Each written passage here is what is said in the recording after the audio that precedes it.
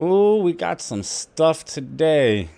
Let me see. Let me grab another window we can drag over here. Very interesting stuff. Saw some videos pop up yesterday.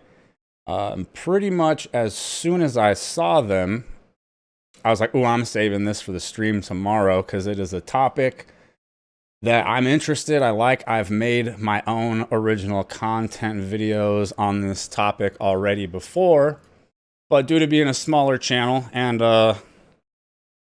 right, making them even when I was struggling even more with getting views on anything other than Lost Ark stuff, or specifically most people being into the game and it having some pay to win, my channel, it didn't get a lot of views when I try to discuss the topic, but I care about it a lot. It's one of the reasons I play the Project 1999 version of the game, EverQuest, instead of the live version.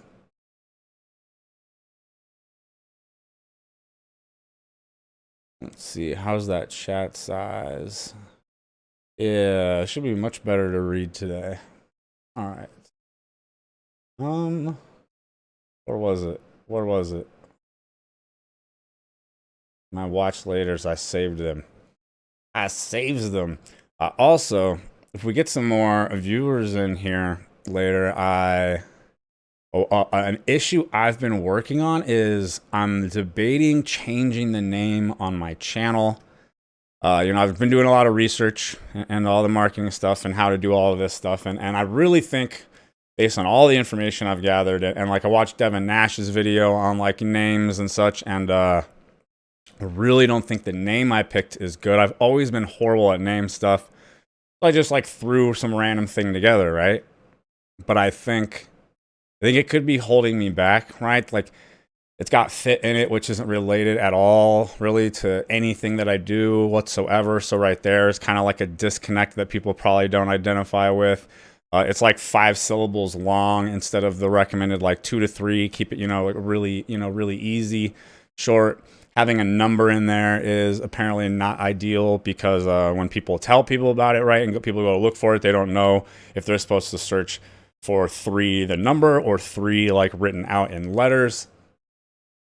At minimum, I might just cut it down to just A through fit. I don't know. I'm like really nervous about switching it. It's always like a nerve-wracking thing to think about switching the name.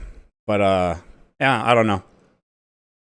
Don't know, but it'd be really cool if get something going on that. If people could have fun, like trying to come up with ideas. I feel like I'm so bad at this. Every time I have like a list of stuff, I'll keep trying to come up with ideas. And every time I come up with one that kind of appeals to me, then I'm like, then I think about it, and it's kind of ends up being the same deal where there's really like a disconnect from the channel and things that like other people would identify with. This is why my name and like all my characters in most games is like my name from my first MMO, which I got from like the random name generator because I couldn't think of anything cool that wasn't taken already.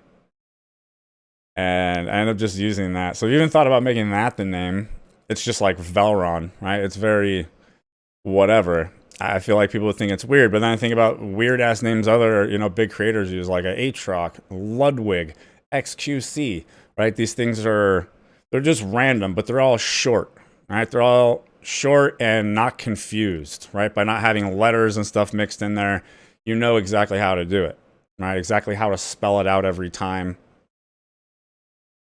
I know, but Asmund did a video last night on we need to talk about pay to win. I clicked on it because right away I was like, ooh, this is a topic I like, right? And I have interest in. Then as soon as I started, I was like, oh no, we should save this for the stream. And it doesn't. Very curious to see what his stuff is gonna be on it. I kind of already know his general opinion, and we're gonna share some. But because he made a whole video dedicated to it, I'm very curious the direction it's gonna go.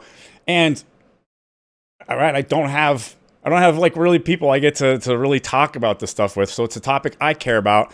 I've made videos about it, but my videos in the past didn't get very many views on it. So it's like I want to have this conversation. This is my way of being able to have this conversation right now, basically.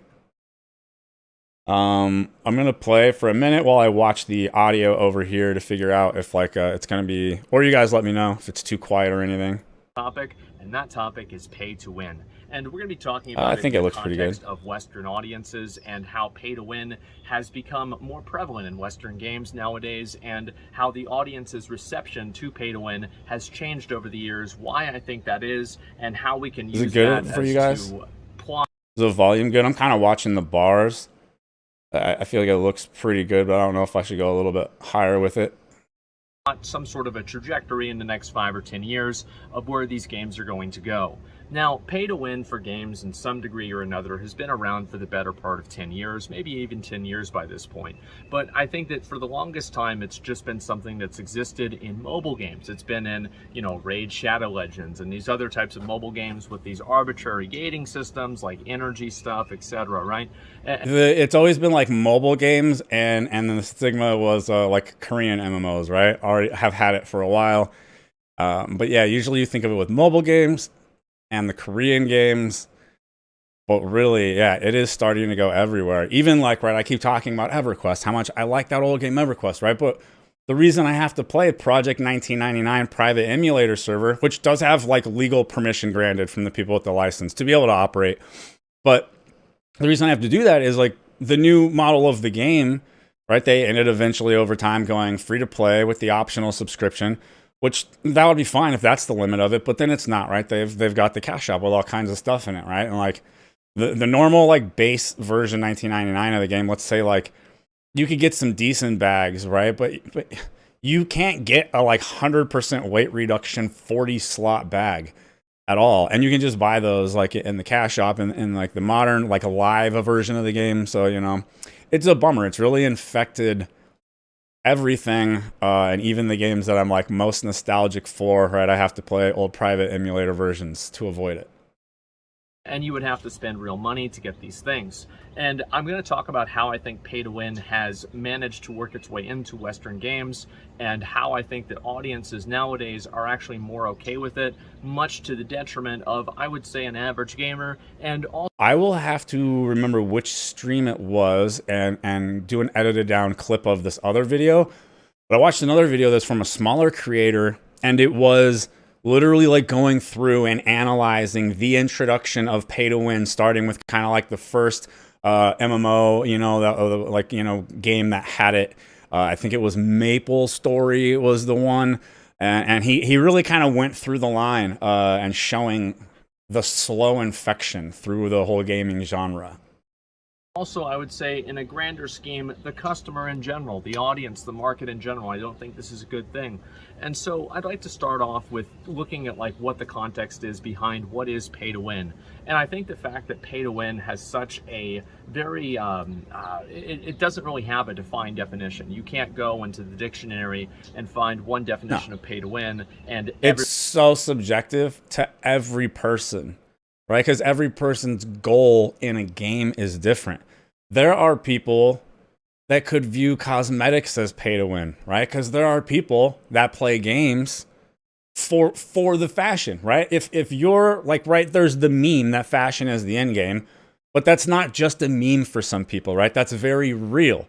And for those people, if all of the best looking stuff is only in the cash shop, like a good example of a game that does this very intentionally in a very, you know, like insidious type of way is Black Desert Online. The actual good gear in the game purposely looks like trash. Like some of the actual crappy sets look better than when you get the actual good stat like boss gear and stuff.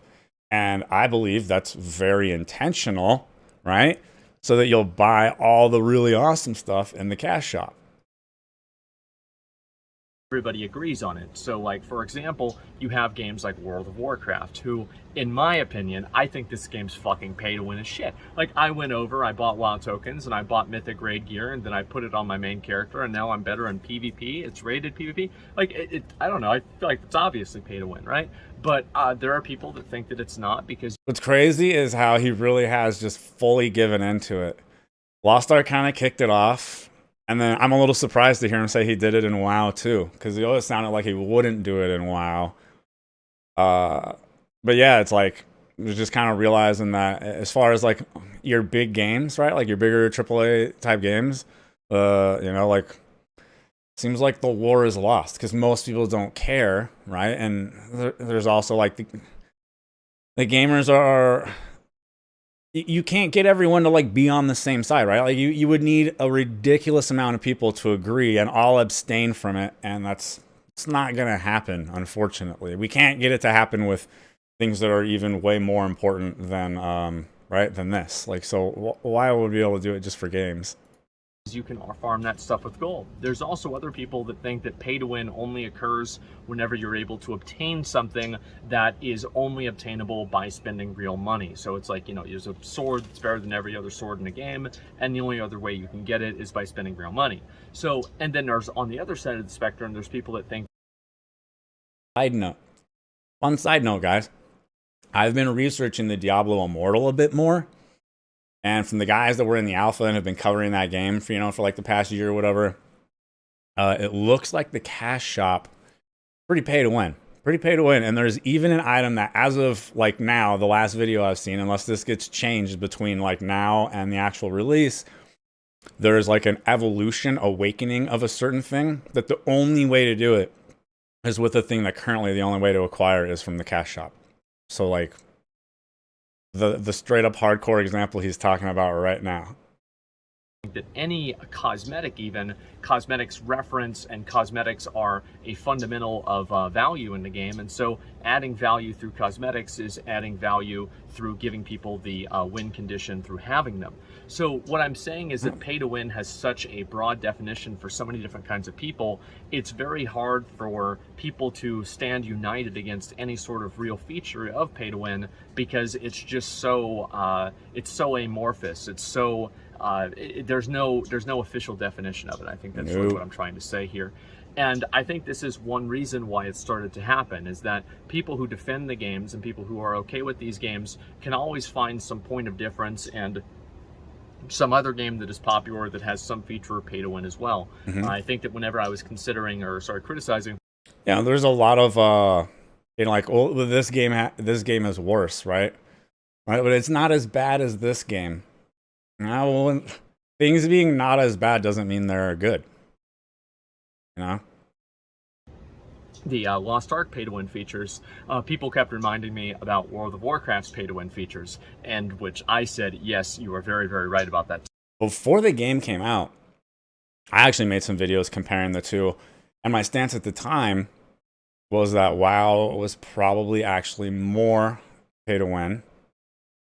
But unfortunately, Amazon made a bunch of changes between that video and now, right? Like, I saw Silo's video and he's talking about like, oh, the pet change, you know, being added into the sub and how that's better than, you know, the region or whatever. And it's like, I don't know if he's not aware, but in the beta, you could also use blue crystals on a pet and buy it and permanently unlock it. One time, permanent unlock forever. So you didn't have to maintain a monthly anything. You didn't have to monthly buy it with crystals, and you didn't have to monthly sub it. And someone in between went, that's a little bit too good. That's too good. We need to at least keep it tied into some kind of recurring thing so people can't just be like, okay, you know what? I'll just focus on this pet. I won't have a bunch of variety. I'll get the crystals. I'll unlock it the one time. I can't afford to need to be doing things every month, right? But they got rid of that on purpose. Just like the good honing rates were listed, and then someone was like, "Ooh, nope, that's too good. We got to make it a little bit worse. If we don't make it too bad, like no one will have a reason to swipe for the first 6 months." And so, right, like I ended up having to change my stance on that, and now I don't know, right? It's like, does it really matter? They're both full of enough pay to win that it bothers me, which is what matters.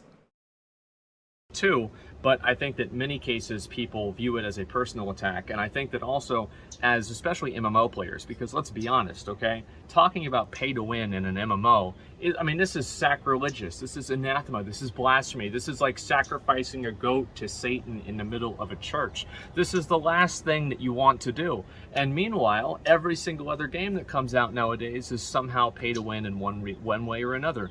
And why does this happen? Except New World, right? It's such a bummer The only one that's not pay to win for like new ones, right, that have come out recently, is the one that flopped the hardest due to other reasons. Such a bummer. And I think that it happens because, and the turning point for this is it happens because of the games, people play them and they enjoy playing the games. It is literally that fucking simple to me. And I think the best example of this is whenever Pay to Win really, I think, made a very big inroad into Western audiences, which is Genshin Impact. When a previously thought impenetrable audience of Pay to Win players, or Pay to Win, non-Pay to Win players in the Western audiences, it's like, well, you can never sell a game at Genshin Impact over here, right? Nobody would ever buy it. Then, of course you could. I don't know why people thought that. Because like mobile games have been proving that's not true forever. Right? There's all kinds of them, like Summoners Wars and all these other types of games. Like they've been doing it for a while, kind of proving the proof of concept that it's no problem over here. It's I don't know. It's like it's just us. It's like us, like first wave PC gamers, right? I'm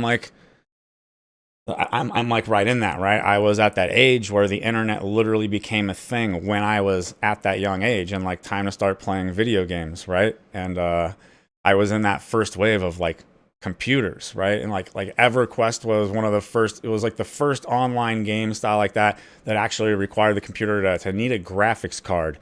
And I was I was in that group right there. Comes out, and this was off the heels of Breath of the Wild, which is very popular. People like that idea of open world exploration. The game was fluid, it played well, and I haven't really played it myself personally, but I've seen the way that it looks, and it does look visually appealing to a certain degree. And what ended up happening is you had millions of people spending millions of dollars on wishes. Hey, here thanks in for America. following, Teller. Can you believe that? This is something that people thought would be impossible to do. And I would say 5 years before that, it would have never happened. But look, here it is, and it is happening. And I think that it's actually just as simple as people want a good game to play. And people will forgive and forget and make excuses for pay-to-win features because they are enjoying the game. And you can make all of the excuses and all of the sometimes in modern games, it's like this is in general, he's talking about, it's just like we need to talk about pay to win type of talk. And the conversation interests me because it's just like, it's one of those things. I'm in that older group of gamers that cares about this, and it bothers me that it's becoming so rampant, but it's obviously becoming the norm in like almost every single new game that comes out. I did do a little spiel on Lost Ark like 5 minutes ago, though.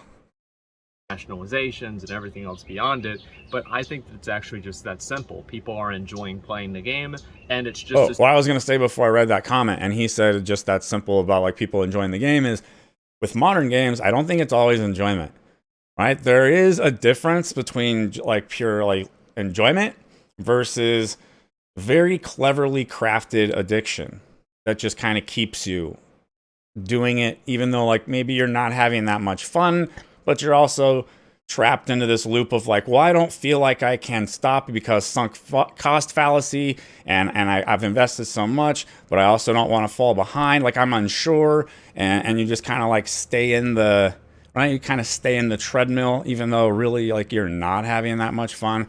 And we've all watched a streamer play a game they obviously weren't having fun playing, but they were just playing it still. Simple of two columns, a positive and negative column, and there's more things in the positive column for them, and so they keep playing the game. I think also what's happened, and this is a bit of a generational thing, and I think it's coming, the generational effect is coming from both directions. So the first direction is from younger people. You have somebody right now, like let's say you're 21 years old. Dude. Well, if you're 21 years old, the odds are like you've never really lived. I mean, if you're in America here, I mean, hopefully I would at least think. The phone only rings during a stream if I forget to put it on silent first. That's so irritating. You probably never lived without the internet. You don't remember what the Stone Ages were like whenever you had to call your friends on the phone and their mom would answer, and then you'd ask to see if Timmy was home so you could go play at the park. This is just not the way people do things anymore. And because of that, I think that many of those people don't necessarily understand exactly how much different it used to be whenever we were, like me, like people that are like, I'd say 30 and over. Whenever we were gamers and we were kids in the 90s, there was no real pay to win or anything like that. There was literally none. It's impossible to like, it was impossible to pay to win and say like the original MMOs, right? And EverQuest, I don't remember exactly all the detail of the original classic WoW. I did play it, but it wasn't as big of an experience for me as like, right, my first MMO was. So that one's much clearer in my mind. And there was absolutely nothing you could do. Nothing at all. Like that. Pay to win is renting the same video game twice from Blockbuster. So you see an audience of people who have been brought up and conditioned in a way to be more accepting of these types of features because they've grown up with them. Whereas for people my age, and I'm also going to talk about people my age becoming more okay with it as well, but first thing I want to talk about the young people is that people my age, you know, we see this and we're like, man, like, why can't we just have another Super Mario World again? Why can't we just have another, let's have another Legend of Zelda Ocarina of Time? Like, what is this shit, right? But you have a lot of people who they've grown up and this is all they've known is, you know, oh yeah, you buy this from the microtransactions. So Blockbuster, damn, been a while since that. Right? It is kind of sad to think about that. Yeah, that was definitely during my time too, right? You look forward to that after, right, like your crappy, boring week in school, and you finally got the weekend. It's time to go hit up the Blockbuster. Let me turn my... Just noticed if I go a little too high, it peaks like really solid. I'm turning it down a tiny bit here.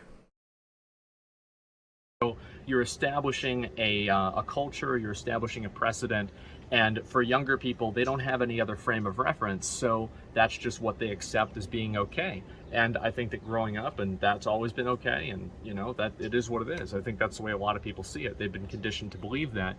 And then also, for older people, I think that it's literally this simple. And I think that for some people it is. Obviously, everybody is different and, you know, my ideas don't necessarily affect an individual, but this is kind of what I'm assuming. And I'm basing this off of my fundamental belief that people will always advocate in their self-interest. And what I think is that there were the guys that were raiding in high school and college in Burning Crusade, Classic WoW, Wrath of the Lich King.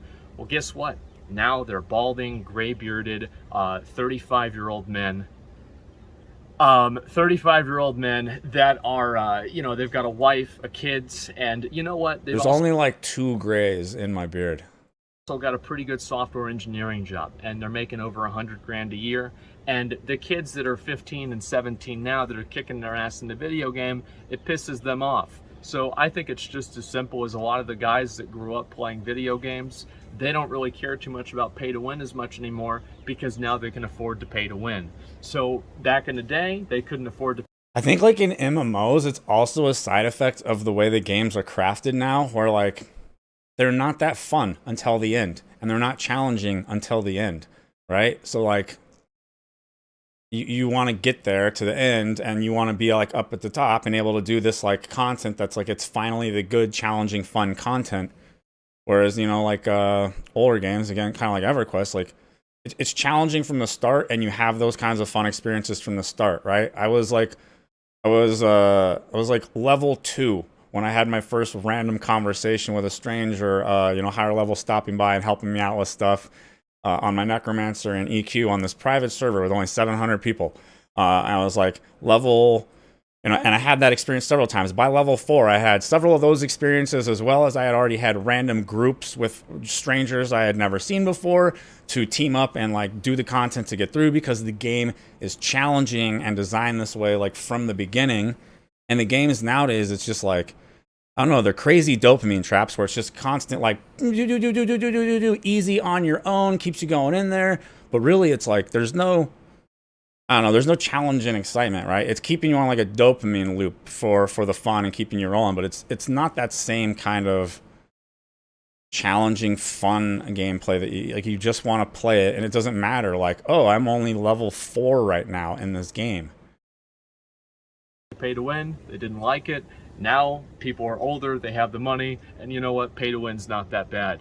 And I do know this is a very, very black pill take on it. This is a very, very, I don't know, nihilistic perspective to have. But I think that it's true. I really do. I see people say this stuff all the time, and you know you can corroborate this with the amount of mobile game revenue that's being generated here in America. You're having every single soccer mom on the block playing Candy. The mobile revenue is insane.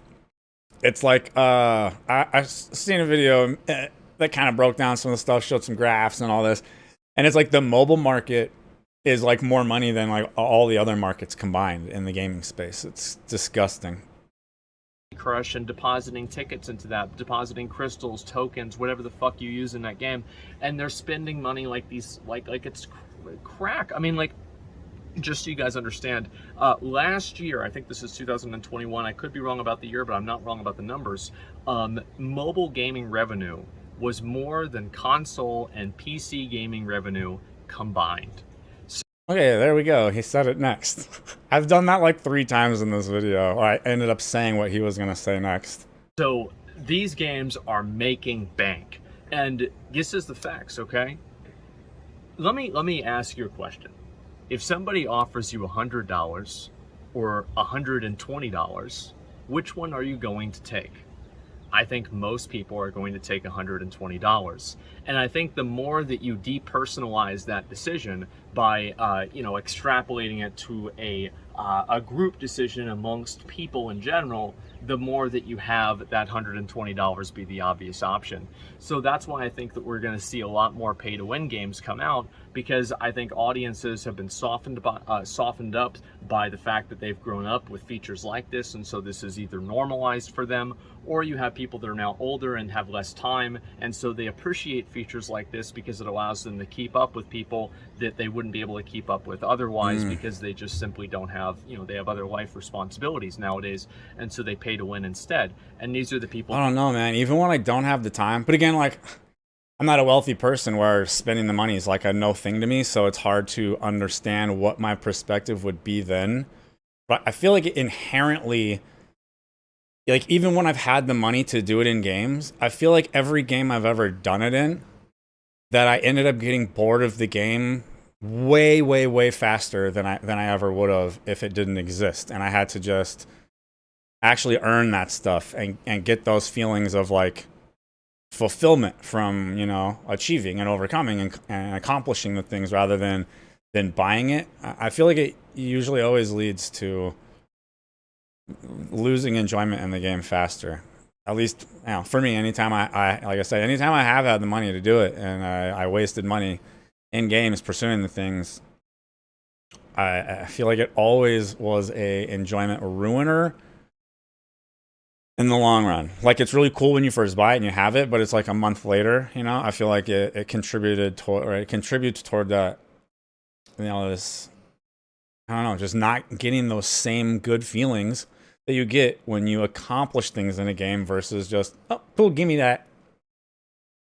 That talk about, oh, it's not pay to win, it's pay for convenience. It's like, bro, it's pay to win.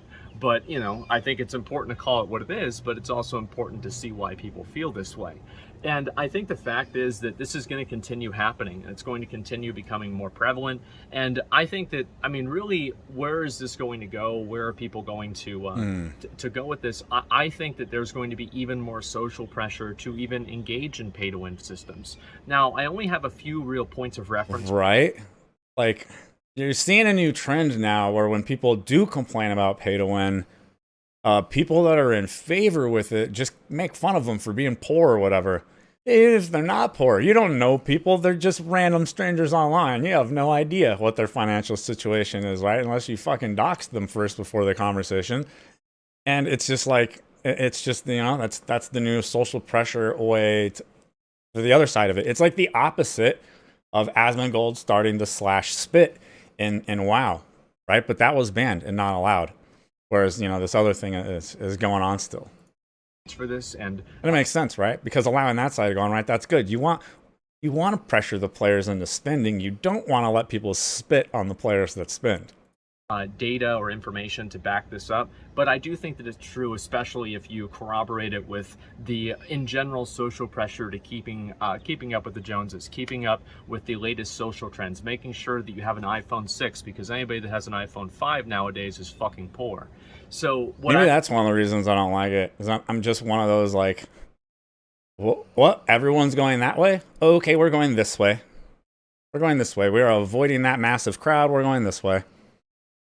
I've seen a lot of times, like remember back in Fortnite, kids would bully other kids for not having microtransaction skins in Fortnite.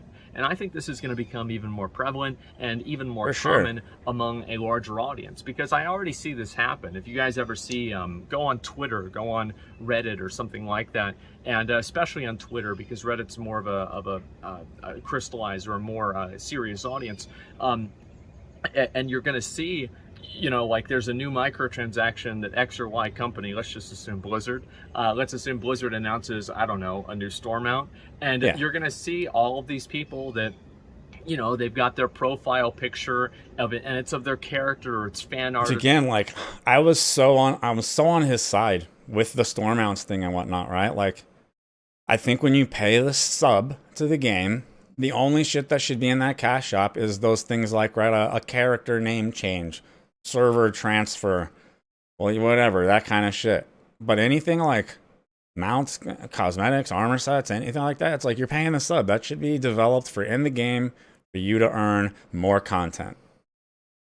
Their character and their name is like, you know, Ashley Windrunner, and she simps for Sylvanas because she's actually crazy, you know, and, you know, this is the kind of person, and she's like, wow, this is so awesome, you know, I don't have a lot of money this month, but I think I'm gonna have to buy this. And it's like people make fun of the girl, and then she's like, well, guess what, I have the money, I'm not a broke bitch. And so people view it. God. And I think that you're going to see the introduction of this to happen more, is people are going to view status in video games as being able to afford certain types of microtransactions and having certain types of things in the game in general. And this has always been the case, but what's different this time is that that status is not derived from effort or time invested in the game. This is why we are starting to like single player games more and more, guys. It's derived from money invested or money spent in the game. And I think this is already happening. You're already seeing this, and you have more and more people now that actually, it's weird. I think it's just so weird that people almost take pride in spending money on these types of things because they can do it. You know, they feel like they can, this is what they want to do with their money. And I feel like no matter how much money I had, that's not how I would ever want to spend it. It's just not the way my brain works, right? I'm sure I would do some, right? Because like I usually give in to skins and such. But that is a habit I'm definitely trying to break. Because again, even those, I just end up, anything where you spend like more than just giving them a sub or like a basic type of thing in the game, I always feel like eventually it ends up lowering my enjoyment. And then I quit the game faster. And then you look back and you're like, oh man, how much money did I give that game to only play it for like, you know, X how long? And, so I'd like to not keep doing that. But in general, I'm more the type of person that if I had a bunch of extra money, there are more tools I would like to acquire. There's house projects I would like to do. I would like to have a basement. That's like the one thing I'm missing, right? If I could put my plant room in a basement and then have my spare room be like an actual content room that I could decorate it nice and do the sound and stuff, everything in it good, rather than having the kitchen back there and, you know, all that type of shit. That's kind of like the kind of stuff where I would spend money if I had extra money. I don't think I would give it to a game, you know, beyond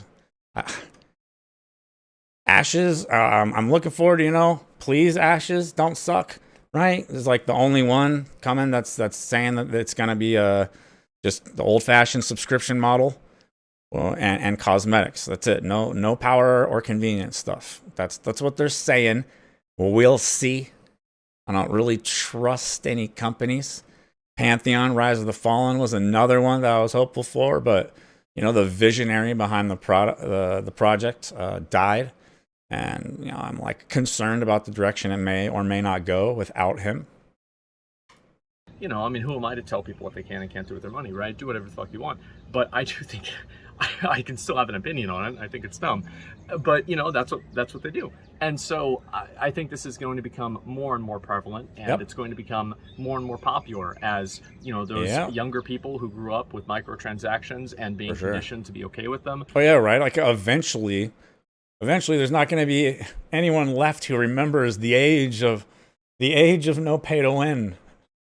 I think more of those people are going to be okay with it, and you're going to see those people getting older and more of I'm gonna be like that, right? It's that joke they always show in like the movies or the cartoon, the annoying old guy telling some story that the kids don't even believe.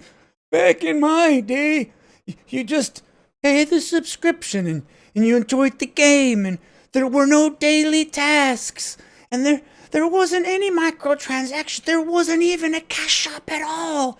And the kids are like, "You're fucking lying, Grandpa."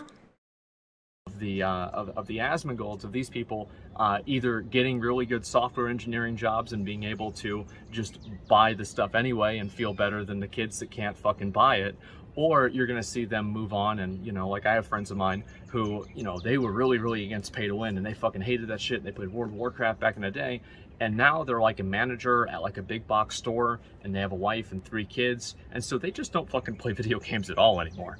So that's what I think is going to happen a lot, and those people are going to remove themselves from the population in general, and so of video game players.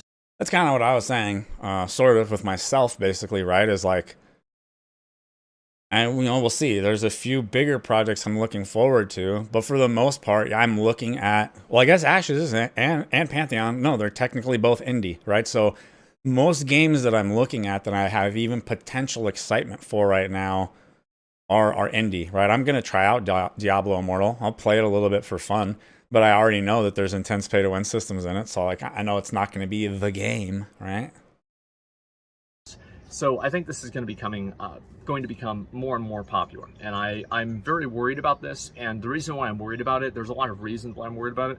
I think that, like, in a perfect world, I'd like to see, you know, some degree of like legislation to limit the types of behaviors and the types of things like this that games can offer you. In my opinion, this is kind of like what I think. And let's use Lost Ark as an example. This kind of shit is such deep internal conflict for me. This part of the conversation right here, it gets to where it gets really real for me, because I like to think of myself as an individualist and a supporter of like true freedom for everyone, right? You know, like true equal freedom, equal opportunity to pursue things, try things, get, you know, the government out of our lives more. But there are, and corporations and the things that like big business do is always the one thing that has me be like, I don't know, man. I don't know. And it sucks because the government is obviously corrupt, terrible, awful. But also, you know, I can't say I feel like it would be better without it, right? I feel like without it, right? Eventually it's probably going to get there, right? It's just how long will it take the lobbying to get there before they finish cutting every single tree and being able to completely financially pillage like anyone they want to and such. But it is like slowing the road there, right? If there was no regulations, like every tree you can see would be gone tomorrow. So I don't know. This stuff is such internal conflict for me because I like to believe in freedom and like personal responsibility, you know, but he's right. They're like, most people just will not make smart choices, right? They won't think big picture. And you can bring it all the way down to just taking basic care of themselves, right? Like if you live in America, we live in a country where most people objectively don't take care of themselves properly by the statistics that most people are significantly overweight in this country. Example is that I think that if Lost Ark, let's say because you know in Belgium and the Netherlands you can't play Lost Ark because according to Belgium and the Netherlands rules and their laws, Lost Ark is an illegal game because it simulates gambling. Well, my opinion is that if Western games and Western, let me just say, I absolutely think a gambling-based like gear progression systems is the least enjoyable form of gear progression. It's bad. Just It just doesn't feel good. It does not feel as good to keep one piece of gear that you keep upgrading, and it's, even if you can upgrade it with 100% success, it's not as exciting as getting an entirely new piece of gear that is cool, and preferably the pieces of gear being good enough to last a while, right? I don't need this constant loot pinata that fills my inventory and makes me do inventory management more than actually play the game, right? It's like, again, I always come back to EverQuest. I think they did it cooler, right? You weren't over, right? The entire economy obviously balanced down around it, but you weren't overly showered with loot constantly. And when you got a good piece of gear, like, you could get, there were quests and items you could get kind of like in your mid 20s that you could keep all the way until the end game and use that shit in raids until you got like a planar like raid piece of gear. And getting a piece of gear like that is so cool. When you get that piece of gear, it feels so much better than getting just some, oh, I just go immediately easily get my set of gear, and now we sit here and we roll dice on it, and every time I fail, I don't just lose time, I lose resources and everything else. And I hear people talk about how they would never play, deal with EverQuest's old like punishing death system of losing experience, and it's like, losing experience because you effed up and died because you made a mistake, to me, feels a lot less shitty than losing tons of resources, money, time, progression, and everything because dice said F you. Right? It's similar to like why Dark Souls type games and Elden Ring and stuff are cool, right? Like when you die and the things go wrong, it's because you made a mistake. Right? You get punished when you make a mistake, not when you roll the dice wrong. I just don't think it's good. Audiences, I'm talking like Canada, America, Australia, and even more European countries had similar laws that prevented you from playing games like this. The fact is that those games simply would not exist because Western and American audiences are just so massive that they would have to change the game and change the paradigm of how you pay money in order to appeal to making sure that those games were legally coherent and legally they were following the law, right? And so I feel like I would love to see more legislation. And where do I really draw the line? Where do I think pay to win? Like, I don't like any pay to win. Pay to win sucks. Like, yeah, sure. I've done pay to win stuff in Lost Ark. Same with WoW. I usually do it for content and just because it saves time, etc. And it's in the game. But I would prefer that none of this stuff existed. And Yeah. Where do I really see change happening? I see change happening on a legislation level. I see change happening on a actual like a forced level of like laws and things like this. Because I've said this many times, these companies, they will do whatever they can. Yeah, companies obviously won't do it just out of the goodness of their heart. And the way to make it happen naturally, like inside of freedom, right? It would be through people. But like, it takes people caring and educating themselves and understanding. And again, and mostly the biggest thing, caring. And most people have like an apathetic approach to almost everything unless they specifically have chosen to care about that thing already. Which is why I say, ultimately, it comes down to you need to get people to care first. And, like, just live in an age where like most people don't care about like fucking anything. In fact, it's almost uncool to care about things, right?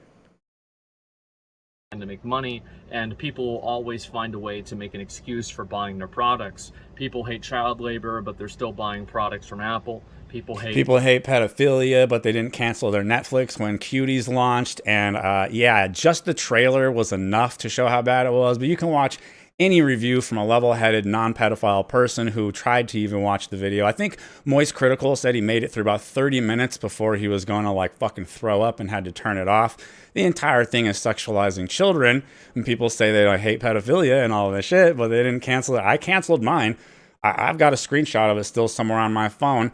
The second I saw the trailer and I saw the shit, and then I looked, and it was real. It was actually on their website. It wasn't fake, right? It wasn't a troll. I immediately canceled, and in that little spot where it says your reason, I put Cuties, pedophile, movie.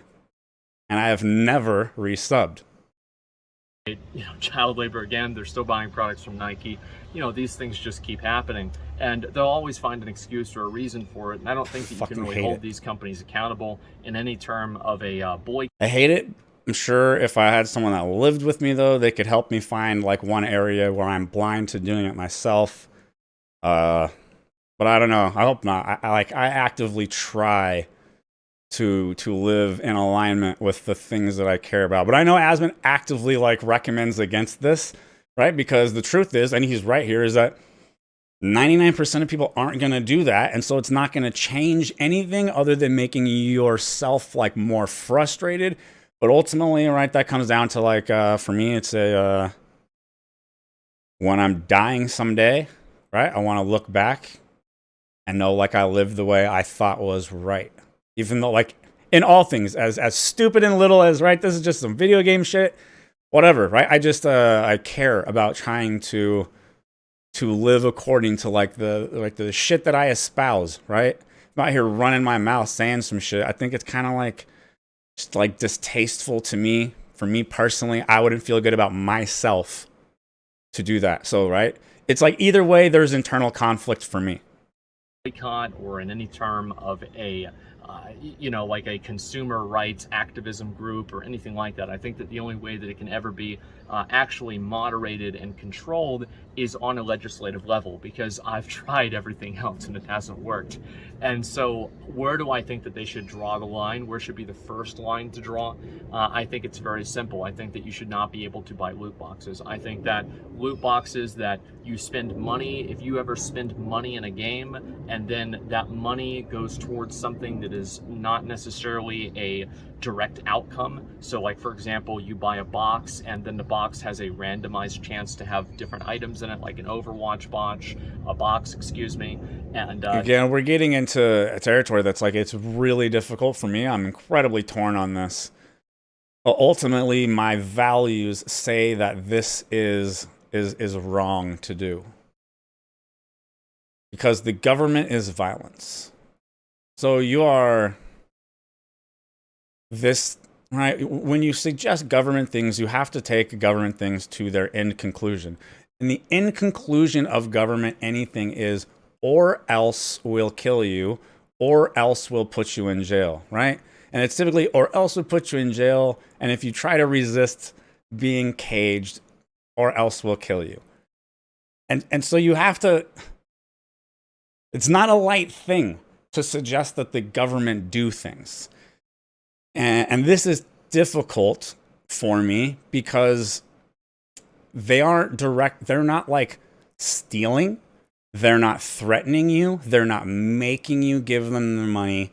It's a fucking game that you choose to play. I proved that you can stop. I stopped playing Lost Ark, hardly at all.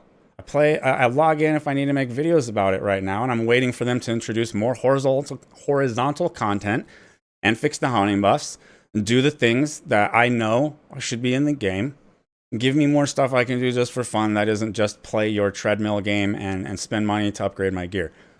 You know, it's unfortunate that that's the way it ended up coming out in our version. We got the shitty honing rates. They keep giving us the content with pieces missing for earning stuff. And I'm just that kind of person where I'm too irritated to enjoy it now. And so I stopped. You can do that. It's just a game. They're not threatening you. They're not coming in your home. So suggesting the government, right? It's a very complicated issue for me. Because no one has to play the games. And everyone could just stop playing them. And then they would stop their monetization methods. But people won't, which means that people don't care that much, which is like, I don't know, it's so rough. And I know, again, government, the end result of government anything is violence. And so I think it's like really serious to suggest when they get involved. And I wish their only job was basically purely protecting people, stopping violent crime. I'm like, that's fucking it. You know, just a traditional loot box. I think that these should be illegal. I think that they simulate gambling, and I don't think that they have. I think not only do they simulate gambling, but these games are also they're made to appeal to children and young people. And I think that part is true. But in a game like Lost Ark, the game's rated M, isn't it? Pretty positive it's rated M. I don't believe children are supposed to be playing the game. Right? A child's account shouldn't be able to play it, right? I'm pretty positive. Should we pull that up? Because I don't remember.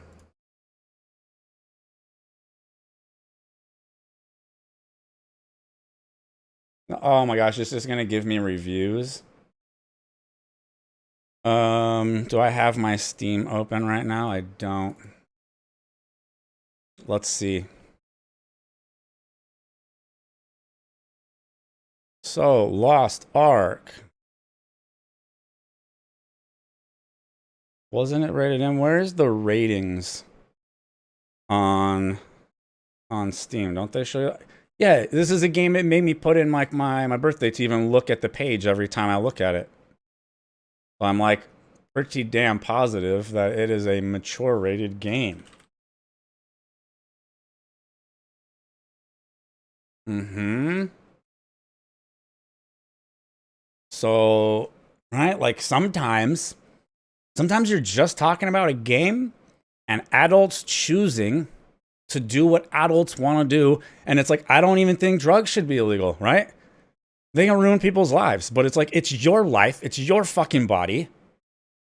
You should be able to make those choices. Even if you want to ruin your life, you should be allowed to do that because it's your life, right? The problems come in when things are not affecting just your life, right? But this is, again, we're talking video games. There's no, like, no one has to play video games or a particular game, right? Tons of indie games that have zero pay to win and bullshit in them. So I don't know. I'm really, I don't know if I agree on this get the government involved thing. Usually they just make it worse anyway, right? Because the big companies with the money will just start to bribe them, right? It'll just like fucking make it worse somehow. They usually fuck up everything they touch, guys. Why do we ask for them to do anything anymore? Using advertising and marketing that appeals to young people and then trying to engage them into a video game that simulates gambling. How is this different from flavored cigarettes? How is this different? I don't know. I feel like it's somehow even worse. And I don't think those should have been banned either. They're already illegal for children. Children can't buy them. Like, someone's already breaking a law for them to get them. So you just remove things from the market for responsible adults who want to make choices for themselves. Because this is like the problem with governments and laws bullshit. Just same thing with drugs and everything else, man. There's like plenty of people that use things just fine. They don't hurt their family members. They don't destroy their lives. They have fun with their friends like every freaking once in a while, but they're breaking the law, right? It's absolutely ridiculous, man. I'm trying to get less mommy daddy shit from government. That's what I would like. Less mommy daddy. I'm just so tired of seeing this shit. And I think that, yes, you're right. Everybody should, like, I don't necessarily, I'll be honest, this might sound like an asshole thing, but I don't necessarily feel sorry for these people whenever they make stupid decisions like spending money on these games. Exactly. But I don't think that it should happen either way. It's like, it's stupid to leave your car unlocked with a brand new PS5 in it in a bad side of town, in the middle of an empty parking lot. And then you come back the next day, PS5 is gone. Yeah, I think you're dumb for doing that, but I still think the guy who stole it should go to jail. And yeah, well, that's stealing. That was destroying property and stealing. Those are actual violations of you, right? Choosing to play a game and choosing to give them money is not. It's very different, man. Government, it's, This is going to be the big part on the video where we disagree on this part. So, like, the first half of the video, we basically were agreeing so much that like several times I said what Asmund said while I had the video paused, and then I pushed play and he ended up saying what I said. But now we're to the government regulation part, and it's the part where it's a real hard because I understand the really far extreme of government. And it's the thing for me too is like what's crazy about this is Asmund talks about how horrible the government is too. Like when he does talk about this, which is kind of rare to get directly into it, but it just happened again recently. And it pretty much talked about, right, both sides suck. He didn't vote for either party this time because it's a shit show of crap. Same thing for me. Fuck them both. I didn't vote for either one of them. And then on the other side, it's like there's some level of trust still there for them to do the right thing and handle things properly. Whereas like for me, all of that kind of like believing in them, it's dead completely. It's completely fucking gone. So I usually don't want them involved at all. My goal is for them to be involved less and purely do the job that most people wish they would do, that I know, which is just protect people. All right? We don't need speeding tickets and all this other fucking bullshit and horseshit, right? Maybe, yeah. Which you could even include things like, right, FDA and protect people, right? Make sure food is safe to eat, right? And people aren't eating poisoned food, you know, stopping actual violent crime. And then all this little stuff, all the interfering in business and shit, it's hard because we're at the place we're at and there's so many things that are already holding like small down. And this is a thing like, right, where he's thinking up for good and the positive, helping people, helping smaller people that are making good choices and yada, yada, all of this shit. But ultimately, like, if we could get rid of a lot of the business regulation, not just not do this one, generally that helps smaller people, right? A lot of the laws and regulations a lot of it is specifically to make it hard for small people to rise up. Example, I live in a state where it's legal to do cannabis business stuff, right? Do you know how much a fucking license costs? There's no reason it needs to cost thousands and thousands and thousands and thousands and thousands of dollars, but it does to keep the little guy down. The way that I feel about this is that I would love to see more legislation about this. I'd like to see more, not more, at least one, right? Tech-savvy senator or some person in a legislative office that's able to identify this and understand what the problem is and see how insidious it is. See, that's another issue, right? You're talking government and tech, bro. Like, not a lot of young tech-savvy people in the government. It's very worrying to see this happen, and I'm worried that it's going to get too far ahead of us, and we're going to. I guess the ones that are, right, they have working like deep, you know, building fucking bombs and shit, right? That's where they dedicate that kind of mind, right? Is like, or the NSA, right? Those people are like developing how to spy on people, their own people, and how to bomb other countries and shit. The smart people aren't in there thinking about how to like solve problems that are really help people. Have even more games that become even more parasitic, and these games implement more gambling features that are more unhealthy towards audiences. And I do think that unless it's actually regulated, I think that there is no way an individual consumer, you know, you can choose to, and I completely respect the idea that, you know, I'm not going to buy this or that game based off of this or that reason because you have a moral thing or you just don't like it. More power to you to do that. But I don't think that's going to change the market. No, and I think that games like Genshin Impact, games... It would take more than 50% of the market choosing to do that, right? It would take or who knows the exact number, right? I'm not like an economics genius here, right? But it would take a large amount of individuals choosing to do that. Not one individual choosing to do that. Choosing to do that as one individual is what I talked about earlier. That's about you and yourself and what's more important to you, right? Like, which type of internal struggle do you care about not feeling more? And for me, the one I don't like to feel is the one where I feel like I'm not being true to myself and the words and the things that I say. And so I tend to go that way. I'm probably not going to be the person that just like keeps playing the fucking game. I'm most likely going to be the person that stops playing and starts talking about it, kind of like I already did. And all right, hopefully I'm through the big dip. I lost a lot of people for like over a month. I was just watching, right? Every time I would talk about it, I lost a lot of people. Lost Ark, games like World of Warcraft that have these obvious features that are simulating gambling. I think these features and the prevalence and the success of these games serves as direct evidence that boycotts and personal abstaining from something personally is just simply not working. And I think that we need some sort of advocacy. No, it doesn't, right? It doesn't work to change anything. Again, it's just for you. Does it make you feel good to live in line with the things that you say? Like, that's purely what it's all about.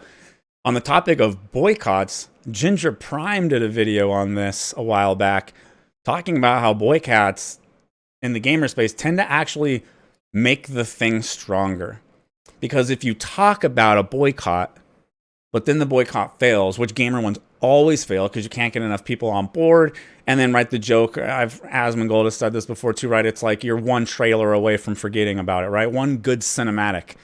And what this ends up doing then is you've now signaled to the company that you can make the player base so mad that they'll talk about boycotting you, but ultimately they'll just give you the money still. And now you've signaled to them that they can probably just bend you over and do whatever they want. See on a legislative level for this, and I hope that it happens before it's too late and before more people get taken down that road. But again, I think people are dumb. They should be accountable for themselves, and they shouldn't take those decisions to begin with. But at the end of the day, at a certain point, you do have to protect dumb people from themselves, and I think that we're definitely down that road. And I really hope that I hope more. Here's my issue. The biggest issue I have with that statement is, like, do we have data showing that people are doing this to the actual point of ruining their lives? And if so, at what kind of rate?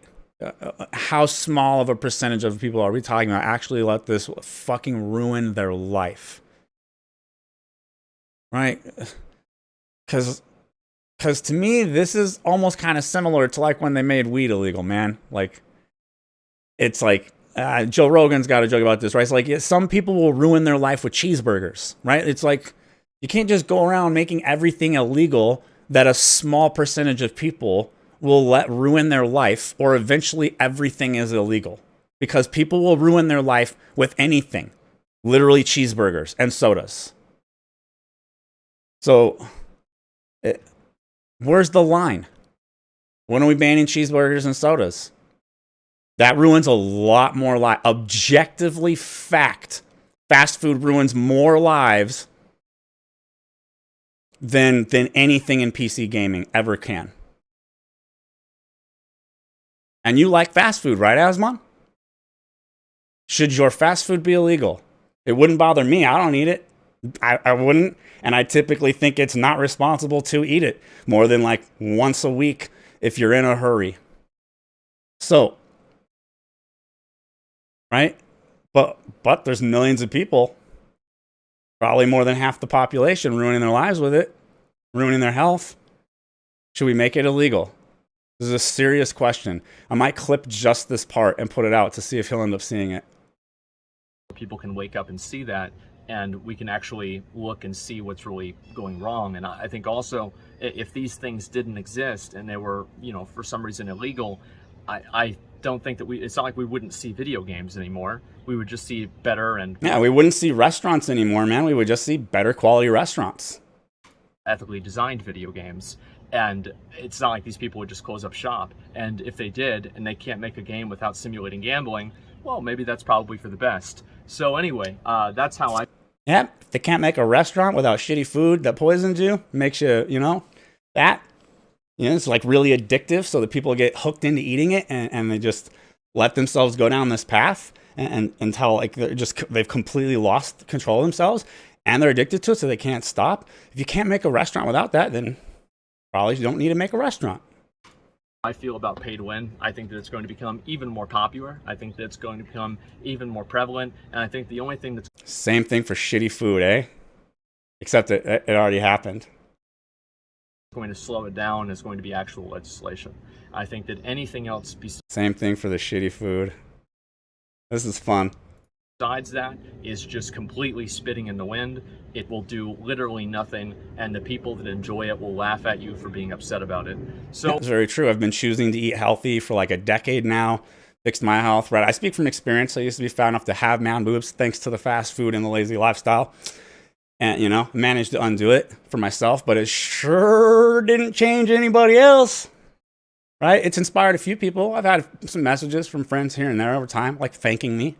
But for the most part, the world's definitely heading down the same path of unhealthiness. Again, where's the line from protecting people from themselves? Do you want to be protected from yourself, Asmon? Do you want fast food to be illegal? Because I would say that there's more evidence for making fast food illegal than for making this game stuff illegal. Because again, just objectively, the amount of lives being ruined, we're talking actual health problems, people dying, right? So that's where people should reflect.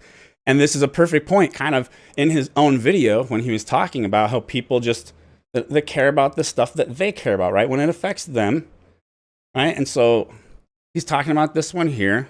I would love to hear this. If he sees this and were to respond and be like, oh no, you're right, you make that illegal too, I would at least tip my hat and be like, that is at least consistency. I don't really care when people are wrong, right? Or differing opinions or whatever. Like, it would just be differing opinions. One of the things that drives me nuts though is when there's like zero consistency, right? So in this issue here, I feel like you have to concede one or the other. Either it's like, oh yeah, you're right, like fast food should be illegal also, or it's, oh yeah, this is kind of, like, I really dislike this, but ultimately it is a choice of freedom and people can ruin their lives if they want to. You kind of have to make that choice here. Oh, that's what I think, and I'd be really curious to hear what you guys think too. I know I'm probably half the people at this point have already paused the video and have already written, holy shit, I think that's the government or one of these companies here to shut me down. A lot of you guys have already paused the video halfway through to give your 2 cents about this in the comments, but if you haven't already... Yo, that's so true. And I don't know if it was Asman or another streamer or content creator I was watching, but I've noticed this myself too, and I think it was Asman, talking about how he'll upload like a 45-minute video, and he'll go into the comments, and it's like the video was uploaded 15 minutes ago, and there's already 300 comments. And he's like, guys, it's physically impossible for anyone to have watched the video, but they're all commenting already. Isn't that crazy? Please go ahead and do it. I'd like to read what people have to say and see what they think, because as I said, this is my interpretation of things after seeing them evolve and change, and I'd be curious to see what everybody else's is as well. So thank you all very much for watching. I really appreciate it. And what an ironic statement that this is going to be on the eve of tomorrow, which is going to be the release of the World of Warcraft mobile game. Oh boy. See you guys tomorrow. Oh, what? The World of Warcraft mobile game is releasing that fast? I did not know that. I just vaguely heard that it was kind of like even going to be a thing.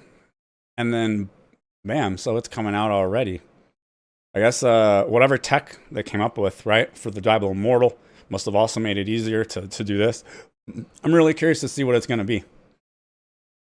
That was good. So I don't need to agree with people at all to enjoy this kind of thing, right? Like for me, I live alone with a dog. I don't got a lot of like local friends close enough to sit around and have discussion with. This plus like, the chat kind of chiming in is kind of how I get to do more than just watch the video and sit here and talk to myself or like write a thing on Facebook that like not a single friend will care about or something, right? Yeah, I'm definitely going to be editing this one down a bit, and we'll see. Maybe I'll clip just the end part. Maybe I'll try to like edit just to all my reaction points and see if that gets it short enough for it to be something that he'll see. But I turned his 20-minute video into over an hour. So yeah, in order for him to see any of it, I'll probably have to try to clip little pieces. I might do just the end there, where I was making those counterpoints about the fast food versus this, because that's like the important part in this for me, right? Is like all this stuff, like we talk about this, their opinions and this and that, but like, we start calling for, government to actually get involved. That's a very important thing to discuss in my opinion, and I would hopefully like to get the call for government intervention in more and more things all the time to not be so common, because it's truly just anti-freedom. It's your life.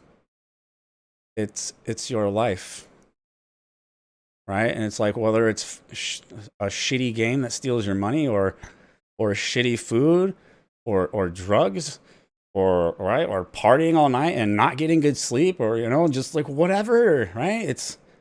It's your life to do with what you want. And I did plenty of those actions when I was younger, right before I got super into fitness. Fitness is one of the things that helped me get out of it, because when you start trying to work out and get stronger, it becomes a lot like a lot of your things you do to yourself that make you feel not good and are hurting you. You don't notice because you don't really do anything that uses your body to that degree, right? But it's like you have a really shitty day the day before, and you go in the gym and you try to, like, you can feel it right away. You're like, oh, I feel like shit. I felt kind of normal until I walked in here and I put a bar on my back and started trying to squat, and now I'm like, oh, I feel weak, shitty. Things kind of feel achy, like I have internal inflammation going on, and it puts shit in perspective. All right, well, that was a really good one. I'm almost scared to do the other one now because I turned a 20-minute one when it was on a topic I really cared about into over an hour. And the other video that I wanted to watch today, where is it? Was this one. It was the Josh Drive Hayes, or I guess he put it out on the Josh Drive Says channel. Oh, is this just going to be like a really long... Oh, no, it's with Callum Upton. So it's the two of them talking. Oh, man, it's going to be extra interesting then. But this one's longer. What do you think of play? All right, this one's longer, so I'm scared that it'll be way too long. Let's see. Do I need to move myself so that we aren't like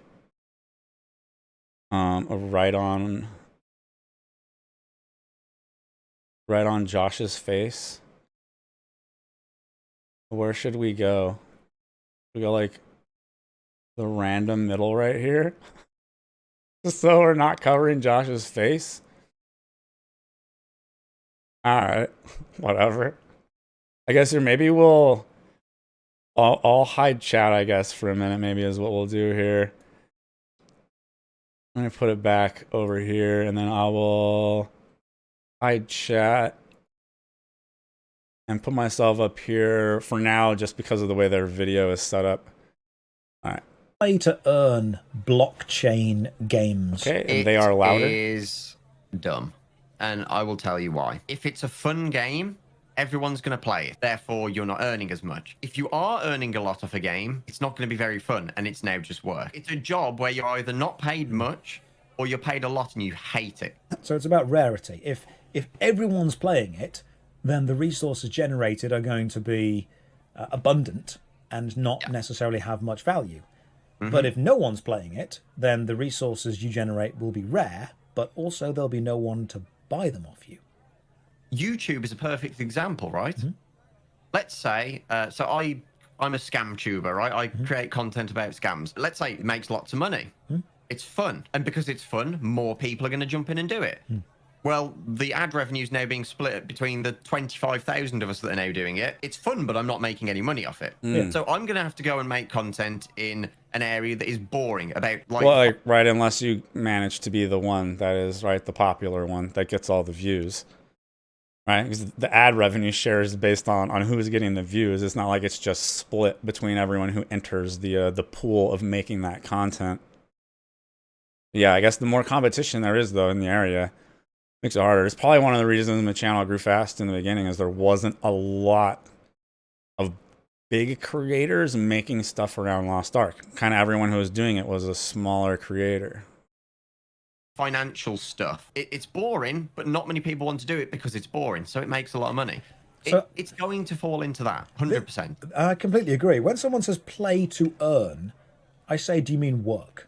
And they go, no, play to earn. You play the game and you earn money. Okay. And I go, okay, is the game fun? Because if the game's fun, you won't necessarily play it to earn money. You'll play it for the enjoyment.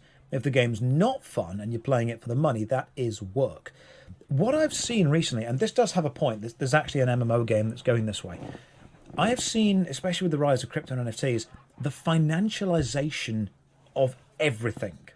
There seems to be this very tech bro, very hustle culture idea that if you aren't financially benefiting from doing something, then doing it is pointless or silly or... You know what? This is a little bit off topic, slightly, but the guys that are watching from YouTube, I'd be curious if you commented and let me know if you've had any kind of intrusive experience with the ads today. I am experimenting with having the monetization off, but I turned off all of the ad types that should actually interrupt the video. So it should just be like the bar across the bottom and shit like that. I don't know. I'm seeing if I can make a couple dollars, you know? But if it's intruding and anything is kind of like popping up, blocking the actual video, then I would want to turn them off again and only turn them on after the stream is done and unlisted. Stupid, and you should stop. So people want to play games, but people want to monetize games. So playing games is no longer done for the joy of the game. It's now done for the kind of late stage capitalism idea that this must benefit me in some way. What do you see the financialization of games ultimately leading to, Callum? Them not being games anymore. It will just be work with a reskin to make it look like you're playing a game. Yeah. Genuinely, that's what it's going to become. Look. This is, I have YouTube Premium, so I can't really tell. Though I hope you get something out of a subscribe to YouTube watching you thing. Is this? Though I hope you get something out of a subscribe to YouTube watching you thing. I'm not sure exactly what that means. Unless you mean just like someone like following, choosing to like subscribe and follow the channel. Because like, yeah, that's good. Anything that's helping grow, which is specifically kind of like why I want to ask the ad question.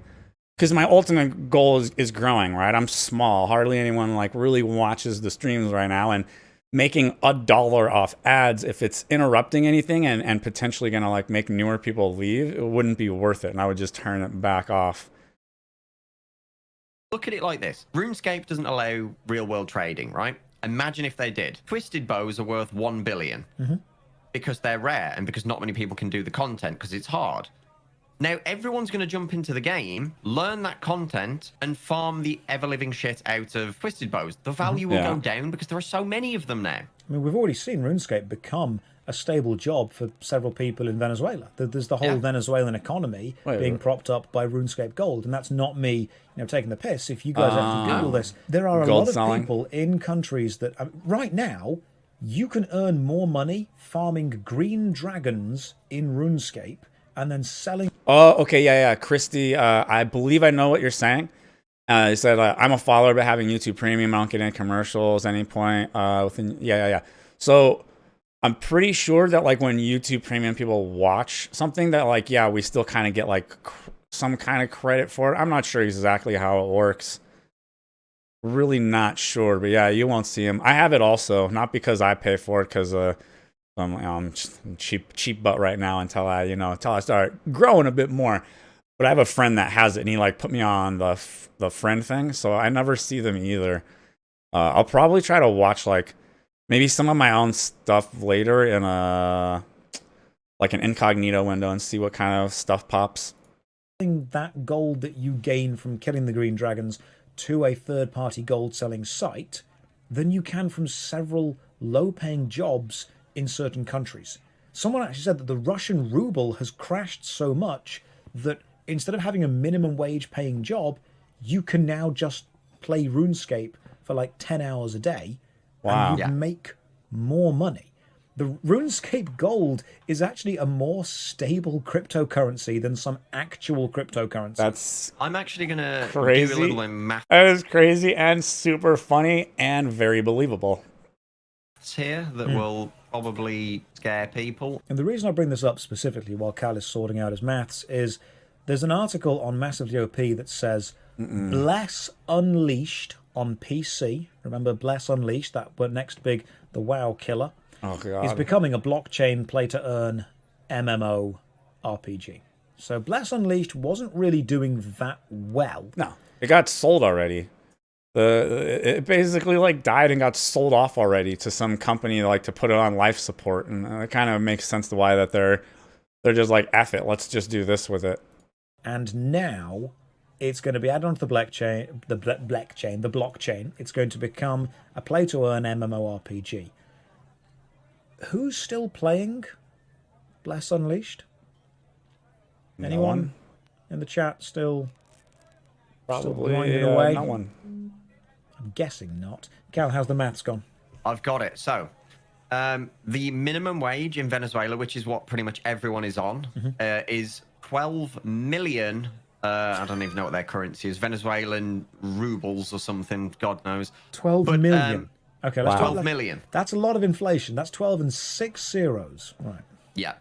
So Bolivar, that's people their are saying. monthly. Bolivar. Yeah. We're laughing, but like, you know, our government's trying to do the same thing here. It's just, you know, it's a process, takes a while. But, you know, you just track the value over time. Like, you know, we're not heading up. That's their monthly minimum wage, which pretty much everyone is on. Okay. Now, that is 22 British pounds A month. a month. Now, That's about 30 let's- American dollars, isn't it? yeah, let's say I jump on and Damn. buy 2 bonds. I think bonds are still like $9.99 each. Might be, okay, 4 bonds because they're about £5, I think. Yeah, they're about £5. I can buy 4 bonds every month, no problem. Doesn't affect my financial situation. Yeah. But the people who are, let me get this right, the people who are selling the gold for other people to buy that bond, that's their monthly wage. Yeah. So they need to make That's so about crazy. 18 mil gold in RuneScape a month for a full-time job. And that is a full-time job. Yeah, and That's you crazy. can make 18 million a month in RuneScape if you have You high can do it in a stats day. In a day. So they're becoming Wow. literal millionaires in Venezuela. They're getting paid. That's so fucking crazy. It's the part that's crazy is that a video game currency is worth like significantly more and is more stable than their country's like real currency. That's the crazy part, not the like right people making their living doing this. It's been going on forever, right? But knowing that like and the difference, right? The extreme it was in the millions, right? So what's like the value conversion there, right? That's insane. Their currency is so bad. Paid more for playing RuneScape than people are for being like CEOs of banks. And this That's is no exaggeration. This is exactly why scamming is also so popular, because if you look at the risk to reward, you will make more money scamming someone out of 100 million gold than you will trying to earn 100 million gold legitimately when you just give the time and yeah. the breakdown and the chances of it. That's why you've got so many bots that can do Vorkath, or bots that can do Zulrah, bots that can farm gold. It was the same thing with the gold farming, mostly out of China in World of Warcraft, wasn't it? In fact, Vorkath's a brilliant example. Vorkath's gold per hour is about 4 million gold per hour. That's about £3 once they've sold the gold off, right? Yeah. £3 Wow. compared to the £22 a month they get paid, they can make their monthly pay in about 8 hours. I was saying, in a It's day. ridiculous. It's absolutely ridiculous. And this is Crazy. one of the reasons why you can't legalize real world trading. Damn. So, like, as gamers, does this mean we want our economy to finish collapsing?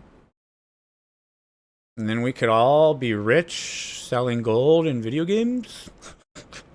Because the moment you do, it becomes a viable income source for so many people in so many countries that the government of that country would have to step in and start to legalize it and work it all out. Because Yeah. how do you declare the taxes on that?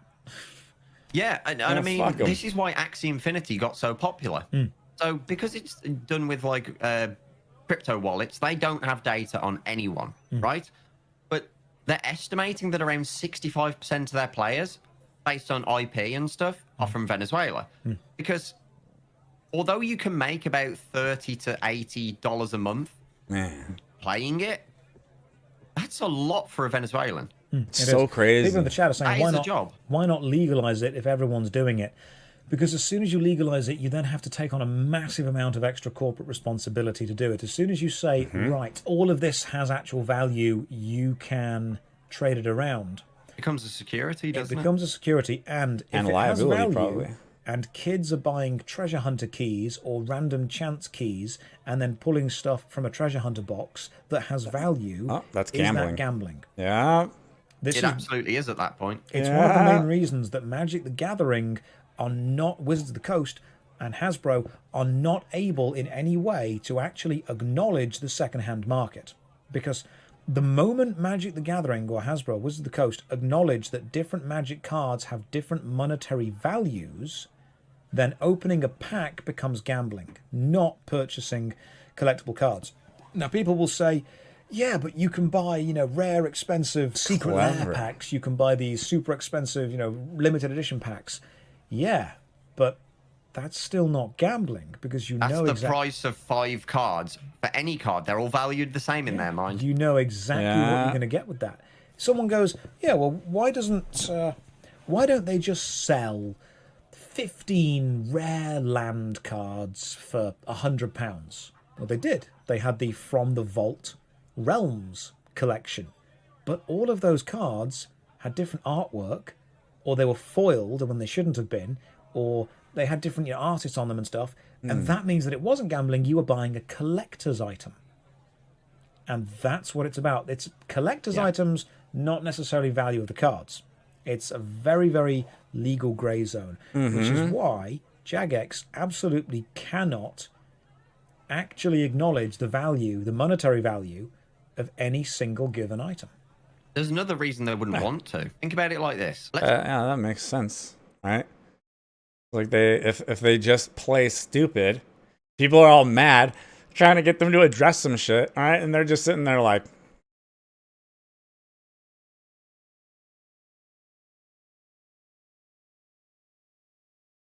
yo, how's it going, Curry Rice? Oh, man. Bummer you just noticed it now, because, whatchamacallit, you would have liked the first hour of the stream a lot. I'll be editing it and putting it up later. Hopefully I can get it on there by tonight. It takes a while, because I have to record the whole hour fresh. If I do a download, it always ends up downloading at only 30 frames per second instead of 60. And sometimes the quality doesn't look as good, so I literally have to, after the stream, go back and OBS again and record the stream while I do other shit. But it was on Asmund Gold's video today, the pay to win one, and I turned a 20-minute video into an hour of my commentary on it. I think it's pretty good stuff. There's a particular part, like the later bit of it, that is differing from his opinion, and I'm probably going to clip that part out and put it up and hope I can get it in front of his eyes, because I have a very different opinion and challenge on the using the government and making it illegal side of the conversation. Say they had a new item, and it's the new best in slot, and it's trading for 1 bill, like $1 billion gold. That's like about £1,000, for example.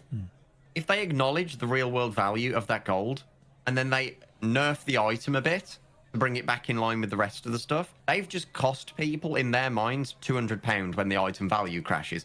They have actively sandbagged someone's investment, and that's when it becomes an absolute hazard that you just don't want to deal with. If you're a shareholder in a company, then one of that company's legal responsibilities to you is to make choices that increase the value of the shares you own. One of a company's guiding principles, especially in the UK, is the decisions the company directors and the company take must be beneficial for the shareholders. Now, not necessarily immediately, but they must be able to show a long-term benefit for why that decision is being made. If you own shares in Jagex and you buy an item in-game for £1,000 and then the next day the item gets nerfed and the value drops to 50 million, have you as a shareholder lost value? Well, yeah, it's an in-game item that has an actual thing connected to it, and an update that RuneScape has put out has caused you to lose value in your account and the money that you own. Could you then take that to a court? Could you then take that to the ombudsman and say this company has made a decision that should cost me money as a shareholder? I didn't think about this. The thing is, the law isn't about who is black and white, right and wrong. It's about who can justify their position the best. And the more subtle you make the positions, the easier it is to justify stuff. Yeah. It's a complex thing. People have said, wouldn't that kill NFT games? Axie Infinity, you brought that up. Axie Infinity was the kind of NFT-style game where you Isn't that dead already? own Axies, and then you could rent them out to people who would play the game and earn value, and then you as like a landlord would almost take some of the value, wouldn't they? It's basically contracting work. Yeah. Interesting. Again, that's the play to earn game. And didn't they lose a load of money recently? Didn't they lose like They lost 100? all their money. I was gonna say, I all thought of they it. were. Right, that's a couple of $100 million, wasn't it? $600 million.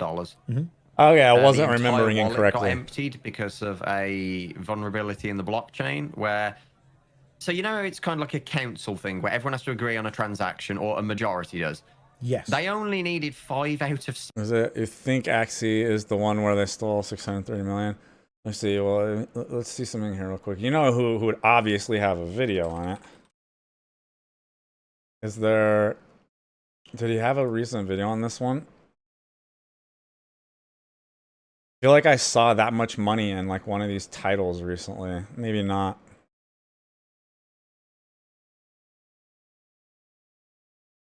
Is it just spelled like that?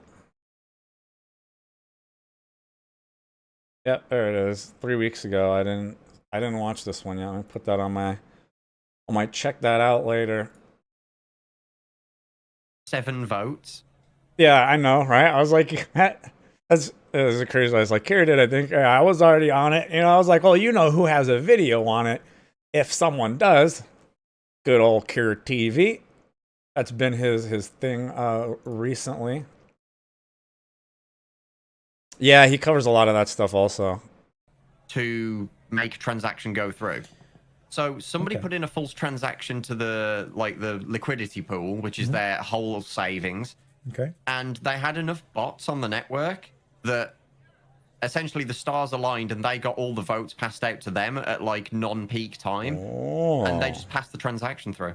So hang on, they used bots to. Right. It's decentralized, isn't it? Yeah. So you're giving people you're giving the community the power to make decisions, and as long as the majority of the community agree, the decision goes through. But that means it's possible to brute force the amount of people in the community who are on your side. Because you are them. Wow. That's someone said, how does that work? Isn't that against the law? Well, no, because in crypto and NFTs, the whole thing is code is law. The blockchain doesn't have any moral compass. All the blockchain does is record stuff that happens. And their only real law is 5 out of 7 clients that were picked need to agree on this transaction, and they did. The guy that owns Axie Infinity has effectively just lost $600 million, hasn't he? Oh, yeah. Now, that's not necessarily all his. That was value that was in the company and the game. That's brutal. He was still effectively responsible for $600 million. That's the issue. So a liquidity pool is a pool that the blockchain can pull from at any time. So if you cash out of Axie, it comes out of the liquidity pool. So people couldn't cash out because there was nothing to cash out from. When is this financialization, this monetization of hobbies going to stop? Never. When people try to monetize their hobby and realize how shit that is. It's that simple, because it stops being a hobby and becomes a job. It really does. Like YouTube, again. But this is talking on an individual basis, right? This is when each person would like realize it and stop, right? But if you talk about like the trend, it's not going to stop, right? It's just like, well, this person figured it out, but now this person's working on it. He won't figure it out for a while. And, you know, it's just like more and more people. Yeah, that's the whole premise of this entire video is the play to earn is stupid. Wait, no, it was the thumbnail was it's dumb, okay? Not stupid. Perfect example. If you upload videos for fun, now I was never really in that camp because it took off so quickly, but you'll probably be able to vouch for this. You upload videos whenever you want on whatever you want, and it's fun. That kind of happened to me also, right? Where like because the Lost Ark was high in the beginning, the channel grew like way faster than is normal and got monetized, and then like it was even like, you know, for the first month the amount of money it was gonna make wasn't crazy, but it was like over $500, which is pretty, you know, nuts when you just started. Now it's gone the other way, and I get to kind of experience it now, but it's difficult because it's already monetized, so you can't stop yourself from looking at numbers like that and seeing the number, you know, going down and getting smaller, or if you're finally doing better again and it's starting to grow a little bit, and you don't really do the like just for fun part as much. Although like content-wise, I'm trying to do more of Right? The content is like the content I want to make again, instead of just things I feel like I'm supposed to make. But you still, yeah, don't have that same just pure, like, I'm just doing this for fun. It's great. And then when money starts coming in, you realize, okay, this is what makes money doing this. I'm going to have to follow that as long as I still find it somewhat enjoyable. I am terrible at following analytics. So I usually don't even check them. Especially once they started doing bad. Part of this is because I have done lots of research and listened to other bigger creators and stuff. And that's one of the things that, you know, they suggest if you're going through that kind of a time, right? Because it's really rough on your mental health if you let yourself get wrapped up into them, right? So what I started doing eventually, because they were going down, right? Because hype was crazy high and I grew faster than is normal and I should have. And then it started to come down, and I'm having to deal with that way earlier than a creator is supposed to really have to go through that also. I stopped looking at most of the numbers at all. And on my dashboard, I just stay on the comments section. And I refresh the comments page, and I try to respond to all the comments that are, you know, where there's something to respond to. Sometimes people say stuff where, like, it's honestly difficult to think of, like, everyone's had a conversation with something, you got a text, and you're like, I don't really know how to, like, respond, because there's not, like, there's not something left really open for you to give something back to, other than, so sometimes it's just like, thanks for the comment, whatever. But I just try to stay on that comments tab and not get sucked into the other side of stuff, because I know then, right, I'll just, if I do that, then every time I'll be like, oh, Lost Ark videos get the most views right now because duh, most people followed the channel initially for Lost Ark, and I'll just keep doing only that, even though it's not what I want to do. I've made a lot of videos on a lot of MMOs, a lot of blockchain, a lot of cryptocurrency, a lot of old games and stuff. And when I make a video, people have sat me down and they've said, Josh, you need to read your analytics. You need to look at Google Trends. You need to read your audience. You need to look at which thumbnails are working. You need to change your titles to improve stuff. And I know that I need to do all these things, and I don't do any of them. No. Like, I make a video about a game that I'm interested in. I make one thumbnail, one title, put it up, premiere it, then forget about it, and then go make another one. I am really bad at that kind of stuff. I have to say, I'm in the same boat with that. I make videos on what I want to. I don't stress too much about the thumbnails, and a lot of people will change the thumbnails over the next couple of days and see if any one picks up more traction than the other. I don't. As long as I've done it a few times. If I looked at one and if I think it's legitimately bad, but that's also because, like, I'm newer still too, right? So I'm still, like, figuring out how to make them look better, and sometimes they're objectively, like, not good. After you shrink them down and see them smaller size, it's like, oh, it's too busy. You can't really make anything out because the background is too busy and the text on top of it can't be read clear, or yada yada. Little shit like that, I'll fix it. Basically, if I end up shrinking it down to thumbnail size, and then I'm like, oh, I literally can't tell what this video is about now. Well, I thought it looked good in the big size. Then usually I'll go back and make another one. It is really obnoxious how like a title and a thumbnail is, it's literally more important than the content in the video. More. Not as, but more important. That's such an awful thing, but it is. Because no one watches the video if they don't click. Video does well enough, I'm happy. Yeah. I know that I'm leaving a lot of potential on the table. I know that I am, because when we were at Insomnia, the amount of companies that came over to me and said, hey, could we sponsor you? You know, we'll put our logo on the thing and we'll give you a lot of money for it. And I said, okay, what do you do? And they're like, oh, we do this. And I said, I don't use those. I'm sorry, but I can't take a sponsorship from a company that I don't necessarily use myself. I would feel wrong doing it. So I know that I suck. Yeah, I pretty much feel like this also, it's going to be a weird thing for trying to make money as a content creator. But it's really weird. I just hope, like, eventually I can get the YouTube to get enough views to where the ad revenue share we'll just do it. Because I don't want to. And trust me, like, even being small, even when the channel stops doing as good, you still get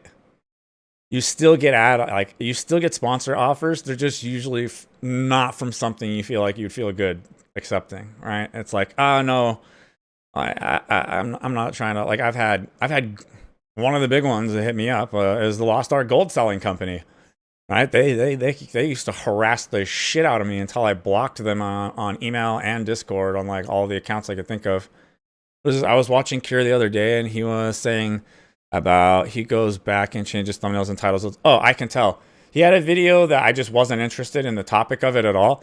And I saw it pop into my recommended at least like 8 times with a different title or title and thumbnail change, like every time it popped up. He was real serious about it. And I'm just like, I just don't care about this particular video. It's no biggie. There's no title or thumbnail change that will make me care about the video. Raid Shadow Legends. When it comes to optimization, I don't know. Raid Shadow Legends is like a meme at this point, dude. I almost feel like that one, everyone is fine with like a YouTube gaming channel taking that one. It's almost like a rite of passage when you finally get that first ad. But no, I was talking about like straight up like gold sellers and stuff. Like literally the actual gold selling company that you see spamming in Lost Ark all the time. They used to bother me a lot. And then there's been several others, but that was like the most egregious one that like they kept, and they would up the offer to try to like get me to accept it. I was like, I just keep ignoring them all. Of content. But at the same time, I don't want that stress of trying to optimize. I don't want to feel like I'm beating the algorithm. I just want to make content people like. Yeah, exactly. And I think this is why a lot of YouTubers get burnt out. Because they start off doing what's fun. They tailor it to the algorithm and realize, oh, I'm getting a lot of money now. This is fun. But when you keep doing it, it just becomes work. And then you're like, okay, I want to go back to doing something a bit more fun. I'm going to do this crazy video that's a bit different. And then you feel bad because it's not paying your bills anymore. Yeah, it's that simple. Have you ever felt guilty for playing a game in your free time and not making content out of it? Oh my God. Do you know what I was thinking about? Basically, every time I play EverQuest. But that's one of the reasons I play that one off stream, though, is because I know that it's not popular content that probably like anyone would really fucking watch anyway. You can look up like EverQuest videos online from people that are like pretty talented, a lot more talented than me, and most of them like they don't get very many views. There's some like evergreen ones on like kind of like really nostalgic good dives by people, and like the videos are several years old, and so by now they've gotten like a decent amount of views. But for the most part, it's kind of like a safe off stream and not make content on a game because I know no one gives a shit except for me. This yesterday. Whenever I play a game, I'm like, oh, this would be good YouTube content. And then I have to keep saying, no, Callum, this is fun you time. This is... Yo, that was like me last night when I was finished up with my stuff. And I was like cooking dinner. And I was struggling to find anything like that I wanted to watch. And right, I don't have any like streaming services, right? So it really is just kind of like, hopefully YouTube suggests me something good so I don't have to like spend time researching and finding something to go like download or some shit. And the Asmongold video popped up and I clicked on it like right away. I was like, ooh, pay to win topic. I want to watch this. And then right away I was like, oh no, but I shouldn't, because if I watch this now, this would be good stream content and a good content to like make the React video edited down. And then I'll have seen it all and it won't be like a real natural reaction. So that I didn't let myself watch it and I saved it. This is mess about and have fun, not work time. For anyone on the chat right now, this is a really weird thing. And I know it's as first world problem as you can possibly go. Right. We're not complaining. We're just explaining the mental thought process to you. When I was sat downstairs playing Elden Ring, part of me thought, I really should be playing this on the PC. By the way, if you haven't played Elden Ring yet, so good. So good. I made a video on that also. Really, really, really, really, really good. I know he has a little clip out there, on the clip channel that was about Elden Ring also. And it was like the problem with Elden Ring. And it was basically that it's such a good single-player open-world game that it's ruining all of the other ones now, And he's like, I think about going back and playing Skyrim now, and it's just like, seems like it would probably suck now because I'll be comparing it to this. I should be recording it. I should be taking notes. I should be writing. And then when I realized that, no, I'm enjoying this. I'm playing this. I'm having fun. It's really strange that is honestly, and with Elden Ring, it's a thing I kicked myself about with it too. I have a decent bit of recorded footage for it. But I really like I didn't record a lot of the stuff that would have been like the best, right? When I was earlier in the game and everything was like more of a challenge. I'm gonna say,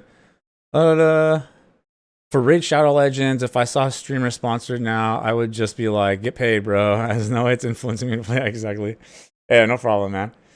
Yeah, so like, I did a similar thing with Elden Ring, and I've had the same kind of internal struggle where I'm like, I really should have, I literally should have been recording it from the start, because all of the most exciting moments that would have been good, like high views, were kind of in like the earlier bit, when you're figuring things out still and learning before you get like a really powerful build put together and, you know, all this type of stuff. Even for me, the character creation would have been great because I played on PC. They default to controller controls. There is an option in the settings to change it to keyboard controls, but I'm literally sitting there like unable to figure it out because I didn't know about that option. Most people I talked to didn't know that that option was in there.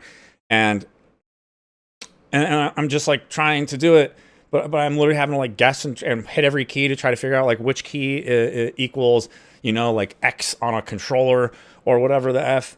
And I had like some pretty good moments of like, you know, just like kind of angry at the game for being such dog shit.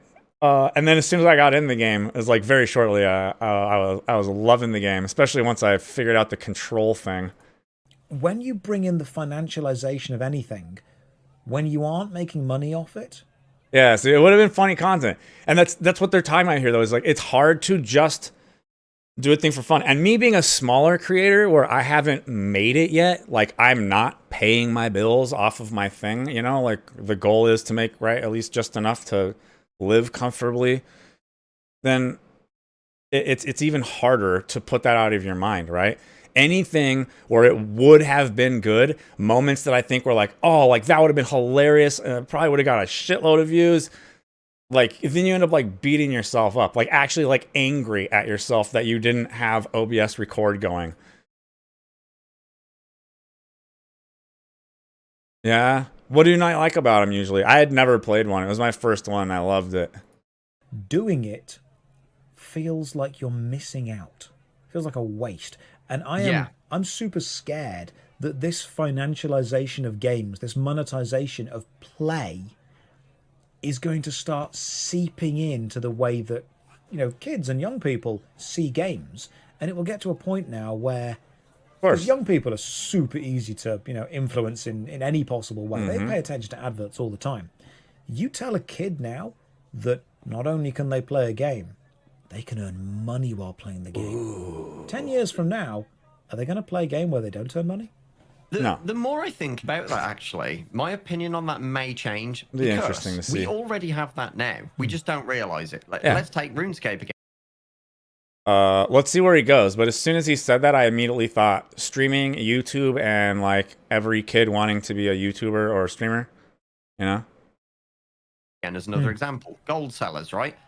Whereas like for me, I kind of didn't want to do. I thought I didn't, or maybe I was making excuses, or whatever. But I didn't look into it right away. It wasn't like as soon as it was like a thing, I was like, oh, for sure I would do that. I think I would be good at that. It was kind of just I hit this point where I've been living alone. I don't have anyone to talk about games with and stuff.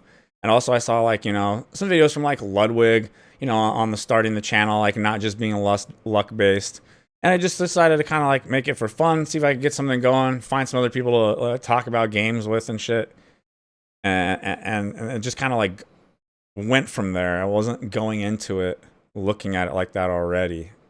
A portion of the players that are playing it to play it, to have fun. And there is a portion of players that are playing it purely to make money. They don't find any enjoyment in the game.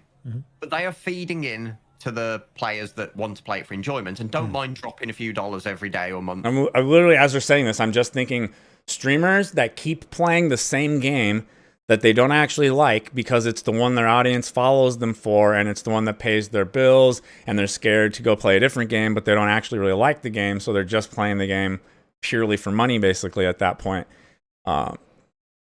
You know, like we all know the streamers have been there, and Asmon even talks about this, right? And like the being scared to branch out and try other games in the beginning, right? And then he finally did, and it turned out it was good for his channel, right? You know, he's big enough that like, yeah, some WoW people leave, cool, but it's like you have all these other FF14 people that come in, right? And then all the New World people come in, right? And all the Lost Ark people and really like it ends up helping him grow. But the initial mindset is being scared, right? And locked in and playing the game, even when you're past the point of having fun with the game, and you know you'd probably rather be doing something else. So I guess we already have that. Yeah, exactly, Curry, exactly. But it's not just them, right? It's not just them, it's a lot. Like, I saw a video of this dude was like a PoE streamer that had kept going for a long time, and he was finally quitting and just going to go get a regular job, was what the video was about finally. But he talked about doing it for like a really long time and not really enjoying the game anymore, and also being annoyed that because he was like a hardcore PoE guy, he was constantly just bombarded with people just wanting like builds and shit from him, right? No real care about him. It's just like, just give me the builds, give me the info all the time. Even when he's off stream, just harassed, give me the build, give me the build. But he kept doing it for a while. Because it was paying the bills, right? Not because he was liking the game at all. So with streaming and YouTube, it's like you can already do this to yourself. I think they're just going about advertising it wrong, because they are only advertising it to the players that want to earn, that want to work, but without the players that want to play it for fun and spend money. Because it has to be a cycle, right? This money doesn't come from nowhere. Right. You've got to have people buying. There's got to be just the random people in there that buy. Exactly. Right?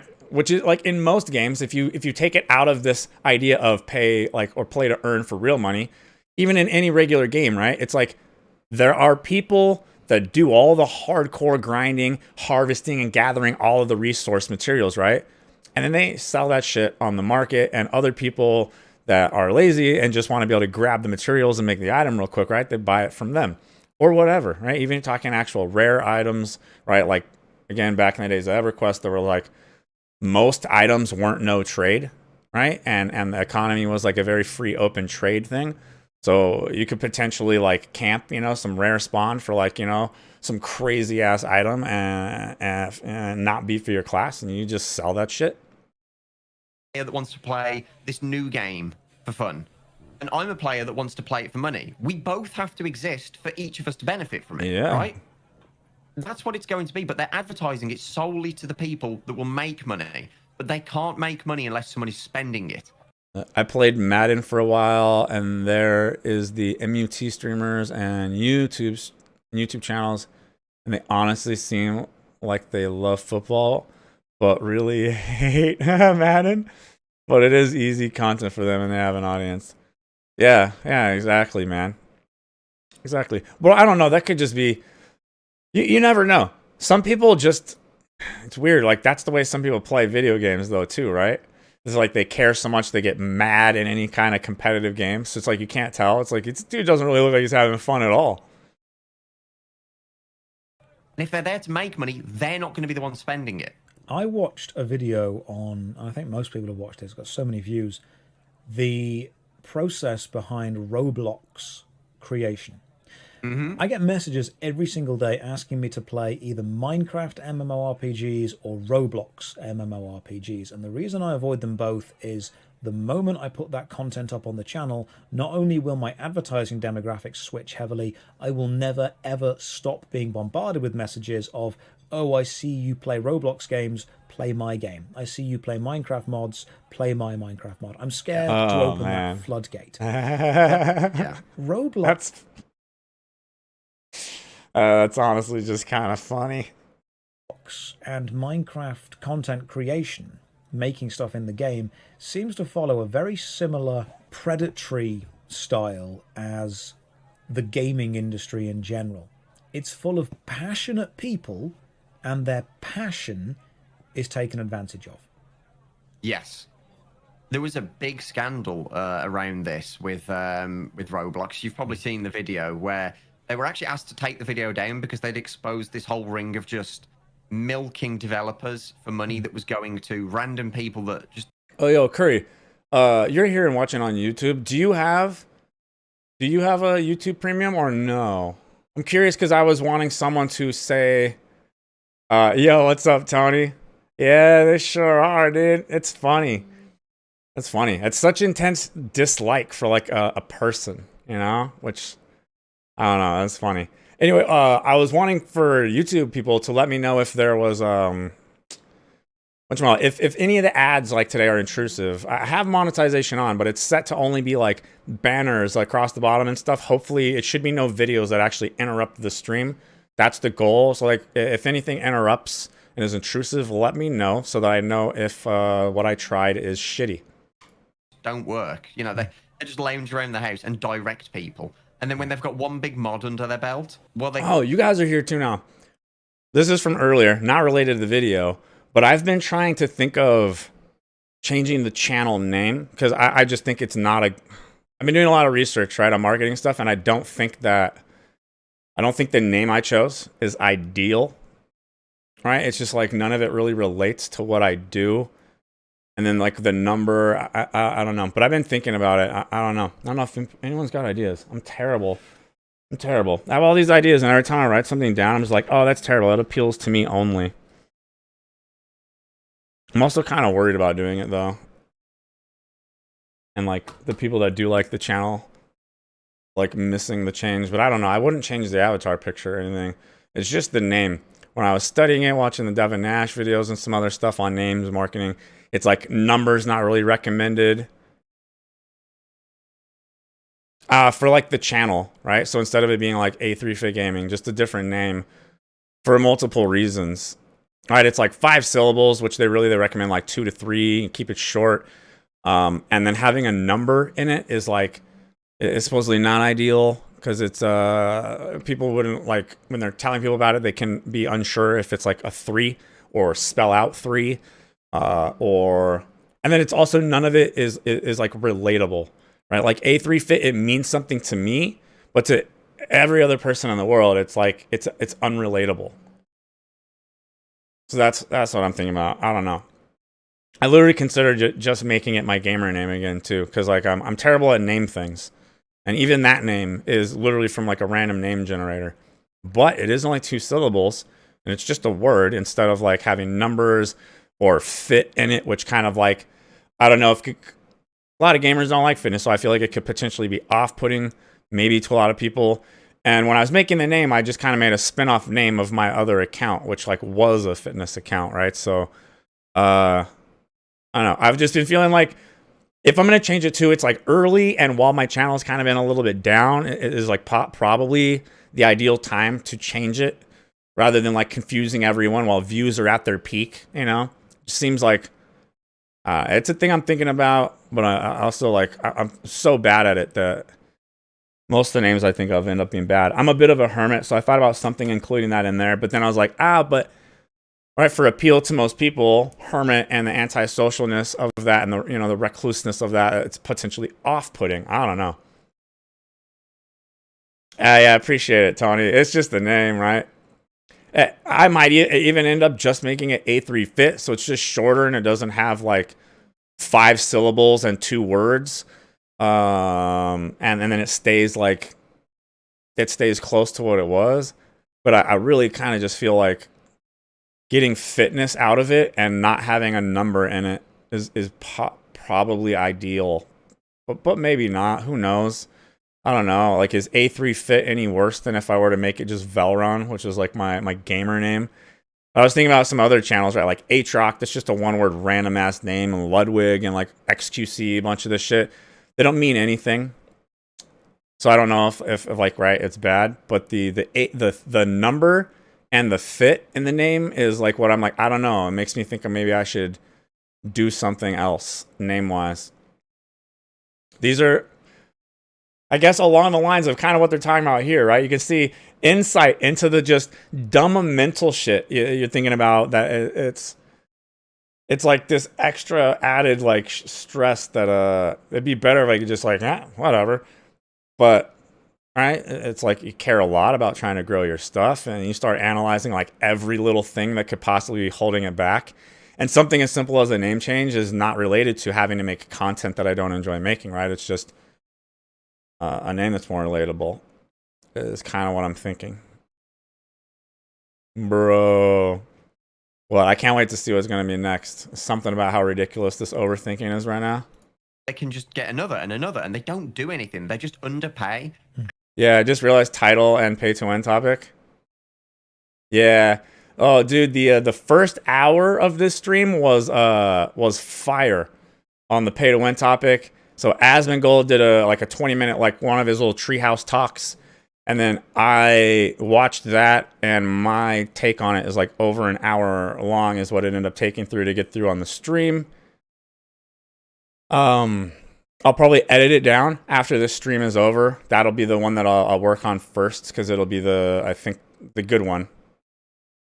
Or when the stream is over, also you can just watch it on the right, like the VOD will be available, and it's literally like it's the first topic we get into, right? So I think I talked for like less than 5 minutes before I started his video, and then there's like an hour long of me going through his video, and toward the end, the second part of it with the government stuff is where I got into some heavy disagreeing. Roblox is kind of like, I don't know, it's kind of like a weird Minecraft type game. It's like a Minecraft type game, and you can make your own, you know, like your own mods and all this stuff. But I think they have more like systems in place with it for trying to allow people to actually like sell those mods and make money on the mods. And then Roblox also steals a cut of the mod and stuff, right? Actual developers. And so it's from kids. It's like this weird skim off the top from fucking children's thing is what it is. I think there was an artist. Now, Roblox art isn't the best, but you still have to put the effort in and know the art skills, right? Yeah. There was an artist that was being paid something like 22 pence an hour to, like, a 13-year-old kid being paid 22 pence an hour to work full time. It's disgusting, isn't it? I mean, it is. It's the same as, you know, we'll pay you an exposure. Oh, you want to work for us because then you'll be seen as big in the industry. You'll be seen as important and stuff like that. Gaming is a passion-driven industry. And unfortunately, a lot of kids want to get into the gaming industry, and so they will let the industry take advantage of them, and they will do what they are told that is good. I fear that we're going to get to a point now, or we're starting to push toward a point where the passion of gaming, of YouTubing, of Twitch streaming becomes so efficiency-based. You know when you play an MMORPG and you enjoy it because you don't know much about it, and you just make bad decisions and you play how you want, and then you learn the meta, and you learn the best rotation, the best items, the best this, the best that. Yeah, and then it's not fun anymore. We're starting to get to the meta of our lives based on financial benefits to it. Are we playing games to a boring, emotionally vapid meta because it brings in the most money? Absolutely. Yeah. 100%. Yeah. I think you've hit it spot on there. Are we min-maxing life? Yeah. Of course. Oh, absolutely. Well, if you don't want to min-max everything, right? Then the thing you're doing has to be making money, right? Well, I mean, unless you're me. Like, that's kind of what we've got to now. If you're me, all you want to do is like lift weights, hang out with your dog, and have some good conversations with people. It's preferably, right? If I could get my stream popularity, like, right, if I could get like the amount of views on there to just like sit there and just have conversations with people the whole time, like that'd be dope. Yeah, and then all I'd have to do is like, lift weights, hang out with my dog, and sit down and have conversations with people about stuff that I want to talk about anyway. Yeah, that'd be pretty dope. Good game. And like my life is set up purposely to try to like not have to go down this trap of chasing as much money as possible, right? I need to like make just enough, and that just enough for me is manipulated to be much lower than like what normal people need, right? Probably like at least half of what normal people like need to pay their bills and survive. So that I could, you know, just, I don't need it to become like the most popular thing, right? So you need to find out like just enough of a niche, people that find my shit interesting, and make just enough for that shit. That's all I ever wanted to do. Just because like I can't do another working for an asshole. Just need to work for myself. Even if I have to go back to splitting wood by hand for shit money, as long as I can do it and sell it for cash and not have a boss, like I'll be all right. Yeah, right. So I mean, typically, like when it comes to money, I feel like the best approach, or the healthier one, right, is have just enough to not need to think about it. And when you're going hard after it beyond that, it's like, dude, like, whoa, bro, why? Chill out, dude. There's more to life. Is this, do you struggle just to say you can't go back to working for another asshole? Yeah. I know. It's weird, right? You want to like word it in the right way, because some people, I want to word it in the right way and not come off like, are just lazy and don't want to work, right? It's like, I've done a lot of hard shit. In fact, maybe I'll go on my other YouTube channel sometime and I'll pull some clips off and I'll throw one on the other channel after I remove the gaming part and start to get more of this, right? It's going to be a little bit more than just gaming. It's going to be my channel and me. But I've got some pretty impressive, like crazy, very hard physical things that I've done that are like small amounts of people could probably do. I like doing hard shit. Just I can't do it with some fucking asshole controlling my life anymore. Just can't. I'd rather be poor. Red Sky in the chat has just put, the former JMod Matt K says, people are starting to look at the science of game making as opposed to the passion and the art. Starting? They've been doing that for a long time, dude. And with everything, right? And they do it with food too. It's not just a gaming thing, right? You know, all the food that comes in the pretty packages and shit in the store. There's a lot of science that went into that food, particularly how to make it as addicting as possible. And you know what? They're gonna do, they are doing the same exact thing to games already. That's what every big corporation does, is how do I make this as addictive as possible? How do I get them to log in every fucking day? That's clear. That is like abundantly clear. In fact, Matt K is an amazing person to hang out in his stream. We raid him quite often. He's a super nice guy. He's funny on Twitter as well. He's really funny on Twitter. He is. He's a bit of a comedy genius. But like he's been in the gaming industry a long time, so he's watched this happen as well. Yeah. I said this in one of our devlogs. Game development. Oh, wait. You see the comment here? Where was it? Lameo, people sell Elden Ring equipment to lazy people. I should do this. I do need to make some extra money. Like not joking. I really need to make extra money. And I have basically like a mule save file. That is mine. It's not from someone else. It's from mine. Right? So I have all these files and I have different ones. Saved at different points, but I have most items that you could get in the game, because I've done every achievement and I did the storyline like 3 times through, and I went to most places for any item that I could find that I wanted. I have this one here that I saved it at level 150 with like 7 million runes, all the bell bearings at my merchant for upgrading items and shit. But anyway, I have most of the things that people would want. And I could potentially, you're doing this right, you can drop them for people and make people give you give you $5 for whatever they want. You drop the item for them, and then you close the game out and you just reload your save file so you don't lose the item. That's what people do.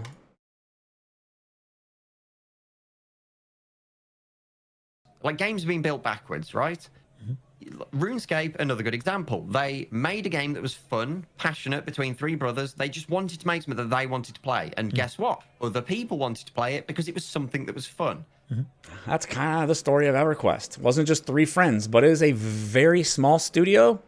And the vision of like Brad McQuaid and people that didn't really like know if they could do it. They're a real small team. They talk about how they had to wear a lot of different hats, right? Because they weren't like modern games now with hundreds of people working on it, and like each team's working on one thing, which maybe that's one of the reasons why things don't feel like they flow together as well, right? And the game maybe doesn't always feel like it's put together as well, right? Whereas maybe a game where people had to work on multiple things, they were experienced with more of it, and they understood better how it all would fit together, and they were a much closer knit team, right? And it was also back in the day, they talk about, they were so passionate about their ideas, like fist fights would almost happen in the meetings over things, and all kinds of shit. And it's just it's honestly kind of beautiful to hear. I enjoy hearing about it enough that I watch. There's a dude on YouTube. It's called like A Loving Robot or some shit like that.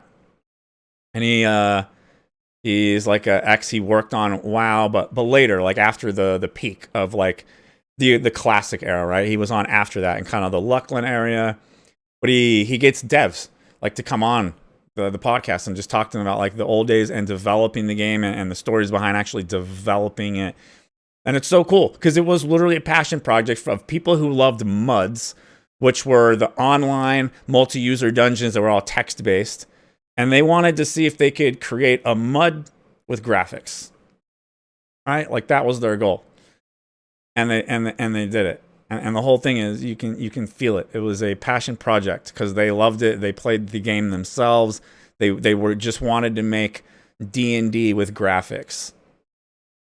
The last thing they thought about was monetizing it. Like there were times where they were at an absolute loss because they were buying servers that they couldn't afford, but they wanted to keep the game running. And now look how successful. This is a very similar story. This is very similar to like how EverQuest shit was back in the day. Yeah, like they had no idea how successful it was going to be. And the servers were so overloaded. And also like they didn't even have tools. Right? Because they were like the first MMO in this style. They didn't even have the tools for like testing. Like they weren't developed and around yet. So it was crazy. They had to do like all the testing, just kind of like manual, no automated tools that run all the scripts and reload the zones 1,000 times and all this shit. They just had to like manually test it all a few times as much as they could, then release it and be prepared. Patch day that shit was coming down all day for a fix to play it tomorrow. It's been. But then you've got other games where the first board meeting discussion they have at this game is, right, what's going to make us the most amount of money in the shortest amount of time with the least amount of effort? There's an old saying, a camel is a horse designed by committee.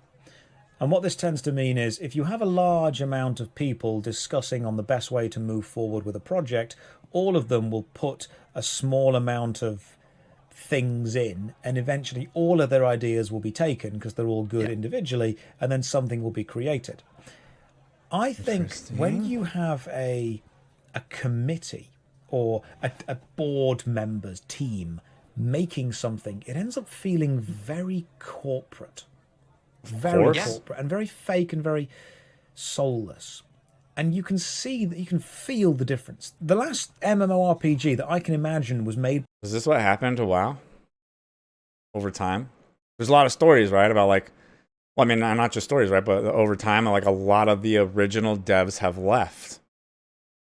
Right? And a similar thing kind of with EverQuest and everything else too. You know, like the way these games, and then EverQuest has lost its way too. I was talking about it earlier in the stream. The reason I play the project, this Project 1999 version of the game is because if I play the live version, it's got a cache shot full of like all the bullshit that, you know, all the other ones do too. Committee was New World. And yeah, that is a prime example of a game just going south from the get-go. I think New World was a load of people, a load of actual, you know, big tech industry people, a lot of big business who sat down and went, right, what is the best way we can possibly make an MMORPG? And they created that. To put it into, you know, the whole passion thing, have you seen John? I know, it's weird because New World originally had a completely opposite design philosophy. And the kind of design philosophy that seemed like it was probably originally like inspired by people that cared and wanted some shit, right? Because like I don't think anyone makes like a PvP focused that kind of style game thinking about ultimate profit as the number one goal. Because no game that in that style has ever been the number one profit thing, right? It's like a complete experiment. I know, but then they went against it, right? Because somewhere along the way they were like, "Oh no, we do need to make this. Yeah, let's try to make it more like WoW. Okay, let's get it theme parked. Let's get it on rails. Lots of quests, all the questies." John Wick, the film. You know who made John Wick? No. A bunch of stuntmen. A bunch of stuntmen basically said, we want to make a film that pays homage to the job of the stuntman. That's dope. And they nailed that. They did. They said, right, let's get stuntmen in. We're going to get a stuntman scriptwriter. We're going to get a stuntman director. We're going to get all the stuntmen. I didn't know this. That's really cool. We're going to find an actor who will actually learn how to do all of the stunts. And Keanu Reeves was straight there. John Wick is a film written by stuntmen, about the job of being a stuntman. And it's freaking brilliant. It's awesome. You can tell that was made that. out of pure love and passion and heart. I did see the first one. That was good. I'll have to watch some of the other ones. Smiling all the way through John Wick. I thought, this is brilliant. This is pure passion. I loved it. Yeah. Absolutely loved it. Yeah. And you know what film that I didn't really care much about? It's good too, because like right, I'm pretty sure that's the one where they kill his dog, right? I'm pretty sure that's the one. And so the whole time too, like, if you're like me and your best friend for like over a decade has just been a dog, right? It's the kind of like fuck everybody up movie you really get behind, because you're like, oh my god, dude, this is like this is like an intense, like wet dream of fantasy of like what I wish I wish I was this badass if someone killed my fucking dog, right? Any of the new Star Wars films. I have to agree. This comment, dog dies, Josh smiles. Did he smile as he said the dog? Oh, wait, he didn't even say it. I mentioned the dog dying. Watched them and I was like, they're okay as a thing to watch. Wouldn't watch them again. In fact, I haven't watched them again. I didn't feel any love. Speaking of things that are ruined just for money and no passion, who's ready for the Lord of the Rings show? I don't have high hopes. I've heard it's been sexualized, and that literally like directly goes against like Tolkien's thing. And it's like, we can have one modern show that isn't hypersexualized, okay? I don't need to want to jerk off during every single thing I watch, okay? We can leave that for anime. And it's just like, you don't need to fucking do it in everything, even when it directly goes against what the original like essence of the stories. Like, that shit is purposely left out.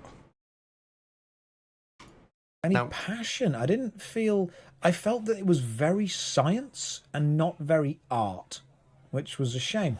Yeah. In fact, I can tell you what the boardroom meeting. Yeah, you know. That's like, that's in top 3 reasons people watch anime, right? Was that created that. Okay, we've got lots of IPs now. Which one's going to make a lot of money? Star Wars is really popular right now. Should we check out a Star Wars film? Yeah. They don't have to build a franchise. It's already there. Yeah.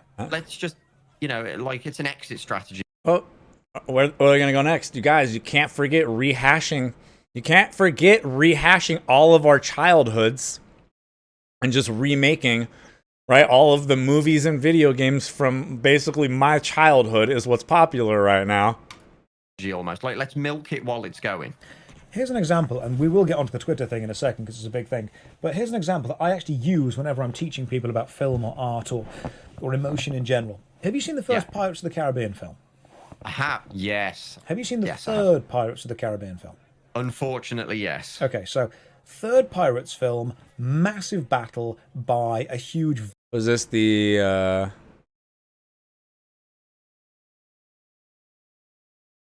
Was this the FF7 remake? Is SS tier though? Is it? I have not. I haven't played it because I heard that the PC port of it was like super trash, like absolutely trash, like really bad, like way worse than anything anyone said about the Elden Ring port. Vortex in the sea. Ships all smashing around each other, special effects absolutely amazing, cannonballs flying, splinters of wood. And I didn't really feel anything. Visually beautiful, emotionally vapid. Yeah. First film. There's a fight how's it going, in Machiavellian? blacksmith Appreciate it, man. shop between Will Turner and Jack Sparrow. Yeah. And there's not even that many actual blows exchanged with the swords. There's even a Yeah. So my other friend that played it and liked it also played it on console, and I heard good things about it there. But if you read the reviews for like the PC version of it, it's really bad, and it was kind of like all bad that I saw. It wasn't like I don't know, Elden Ring. People said there was some issues, but I never had any. I just turned people said the stutter happens sometimes in like around like tall grassy areas, so I just turned the grass down to like medium. I think I don't know. The only time I had a really bad stutter was during a cutscene one time, like at Rykard, which kind of sucked because the Rykard cutscene's like one of the fucking coolest ones. Yeah, it's super irritating.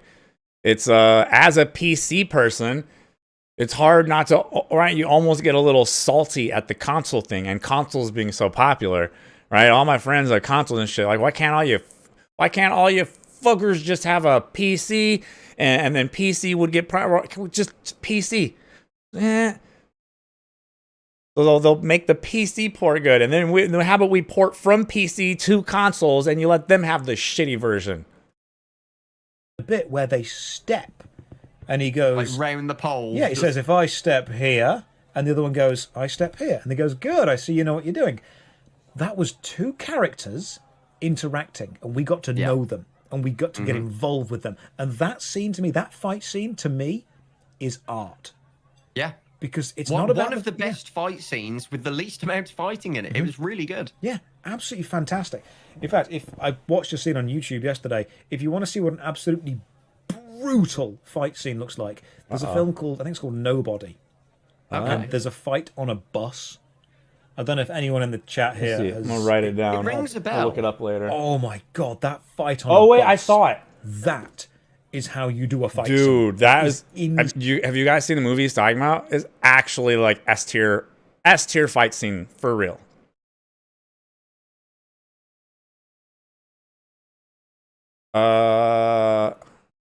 I'm a little bit worried to even play it on here, because like I know Josh probably won't like strike my video or copy claim it, but whoever uploaded this, well, maybe not, because it's just a trailer. You're allowed to play a trailer, right?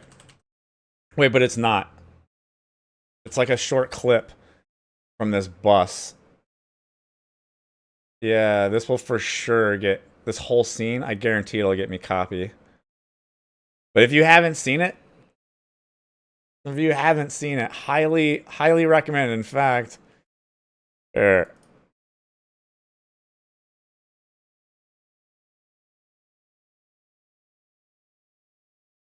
Boom. That's probably the full like fight clip there. It's almost 8 minutes, just this one fight scene. It's so good. Insane. I had to rewind and watch that scene again. I'm like, that is incredible. Very simple, very basic, but just super brutal. And then you get massive... One of the things that made it good was that he's effing up like multiple dudes, but they didn't do it like so many movies do, where it's so ridiculously unbelievable that as soon as the fighting starts, you just like, if you know anything or you care about any level of realism in the movie, right? Because it's not a superhero movie. You're like, right, with superpowers, you're just rolling your eyes immediately, like, oh god, it's so fake. It's not one of those fights. It's pretty brutal on both ends. It's what makes it great. Films like, you know, The Avengers, that are beautiful, but I don't necessarily feel anything about them.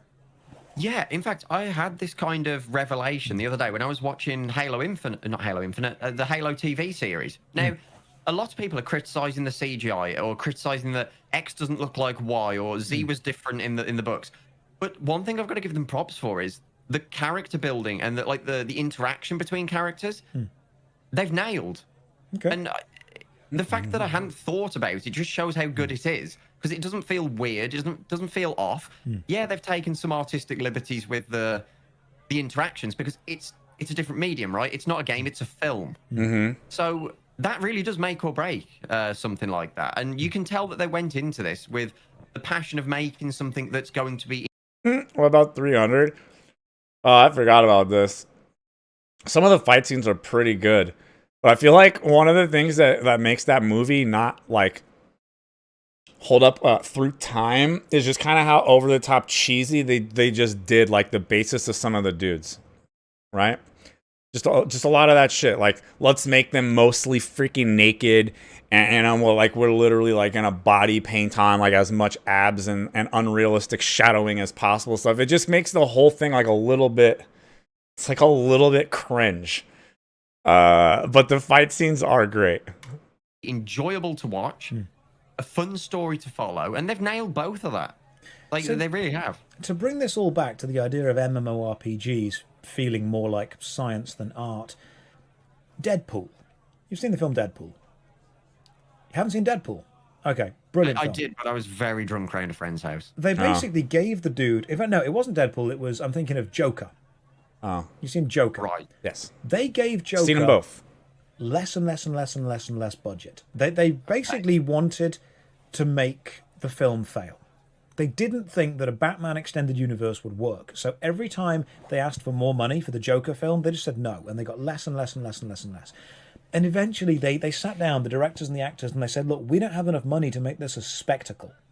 We don't have enough money to make this Joker film a traditional superhero film. So what we need to do is make it a character film, an emotion character driven film about your history and your feelings and small encounters like fighting 3 guys on a subway And then it made instead it of better. fighting 300 guys on a spaceship. And Joker is one of the best films I've ever seen. Yeah. Because- Graphics will only do so much. Yeah. That goes for both films and games. And I think that's because Joker is a... Yeah. From this thing over here, I'm pretty sure. Yeah, it's the guy from Better Call Saul or whatever, and from Breaking Bad. about art and less about... Though the movie's good. I recommend it. In fact, it's been a while since I've seen it. Now that I'm thinking about it again, I'm curious. Do I have it on here? Would I have to download it? Would I have to?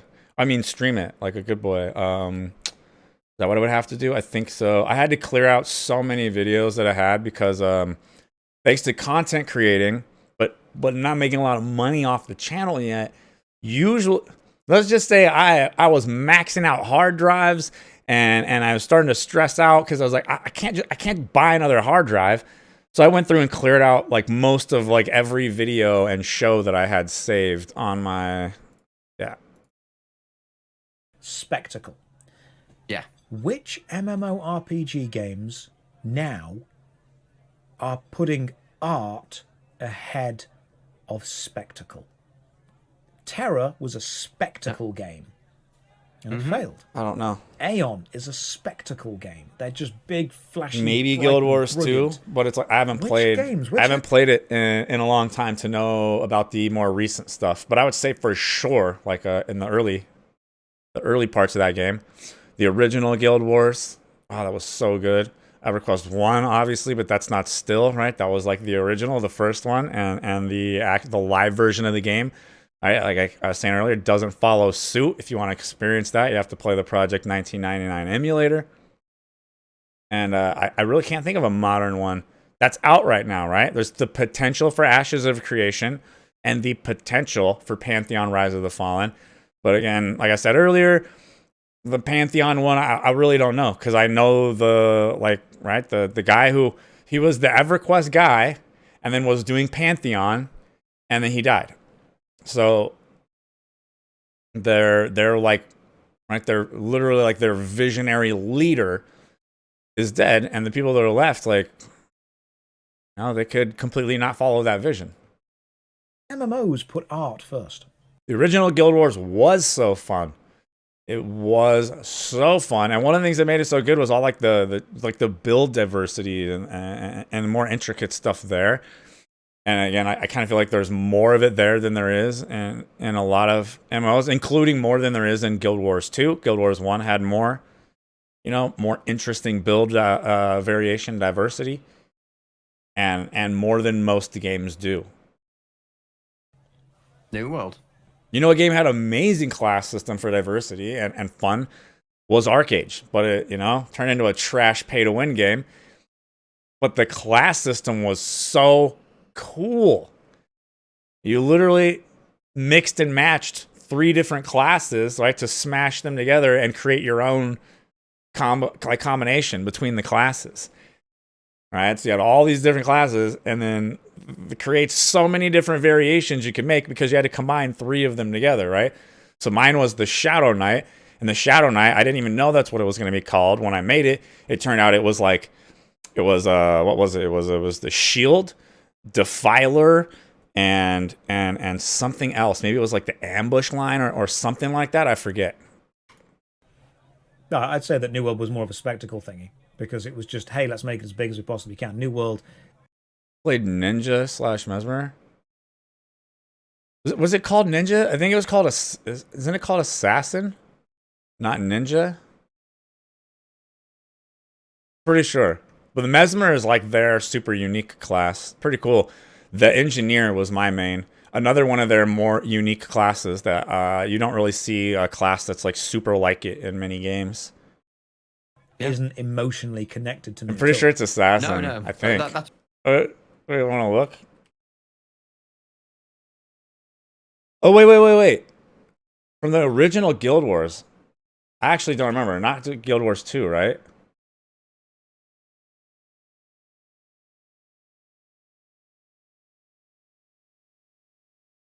Yeah, Assassin. Ninja is like Black Desert Online has a ninja. That's what I'm saying. Yeah. It's like, it was beautiful, but it was so bland. The same goes for... God, what's it even called? It's a good thing when you can't remember the name of it. The space game, Star Citizen. Okay. Absolute spectacle graphically, right? That's Guild Wars 1 was art. There it is. There's the comment, baby. Yeah, but what is there looks beautiful, but Gordon no B-Man. Yeah. At all. So I think that the problem that a lot of MMORPGs are facing is they are being made by following the science and not necessarily following... This was actually one of the other interesting things that got talked about when I was talking about the loving robot dude who was like an older, from the Luckland area EverQuest developer, and he does these podcasts talking to the other developers and stuff. That is it's one of the things that they were talking about. Shit, I just brain farted because I was struggling to pull all the pieces together. Yeah, but what is there looks beautiful, but there's no good gameplay. Forgot where I was going with that. At all. So I think that the problem that a lot of MMORPGs are facing is they are being made by following the science. Okay, yes, that's right. So in the last podcast, and this was with, it was like 4 of them, like 4 different ones, like from the original EverQuest, all kind of talking. And they'd all worked on a bunch of other games too. And they were talking about the big thing being that, like, essentially MMO, what's the word? Like MMO creativity, like new, like really, what's the fucking word for, I don't know, like being really creative and innovative. It died with World of Warcraft.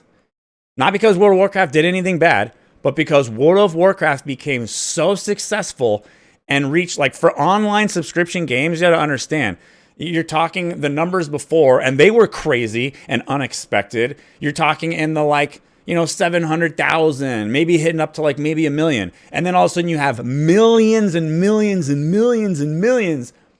It created this dynamic where, like, every fucking thing coming out was supposed to copy WoW. And these guys were talking about working on other games after EverQuest and having other ideas to try to, be creative and bring some of this stuff that's just more from a passion base and things they thought would actually make the games good and enjoyable. And the studios and stuff they're working for would tell them, like, literally they would say, make it like WoW. And then sometimes it would be so direct, they would say, make it like WoW or I'll find someone that will. So, like, innovation in the MMO space died because WoW was so successful that everything tried to copy WoW. Yeah, instead of Blizzard copying everyone else and making it better, suddenly everyone wanted to... Yes, exactly, Curry. And not necessarily following the passion of a small team of developers. When you look at the big... Yeah, literally, that was it. You're literally talking about these were teams with people that were passionate and had ideas, and they had studios telling them, just make it like WoW. I don't care about your fucking cool idea, just copy WoW. Big successful MMORPGs, they had a relatively small team of developers work on them. Not many people worked on RuneScape.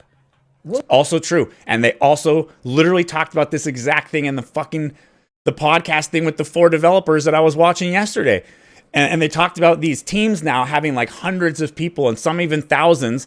And right away, the guys there, all of them unanimously said, F that. I want no part of that. Give me like a small team of like 7 to 10 people that fucking really care and are going to work together and put their heads together over that any day. And that's what they came from. Like EverQuest's like original team was like less than 7 people, if I remember correctly.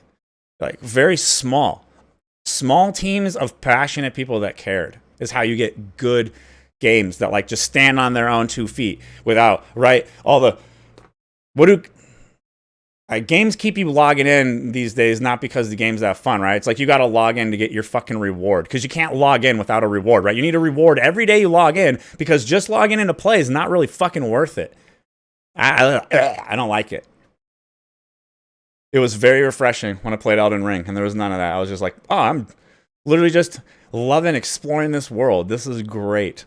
I don't have to log in. There's not a daily that I'm missing if I don't because I had to do something else today. Crazy. World of Warcraft had a team of like, what, 30 people? Oh, sorry, I missed Curry's. What was this? Some games came out with unique features, but bad story, and the other gameplay was meh, or the unique feature was so bad.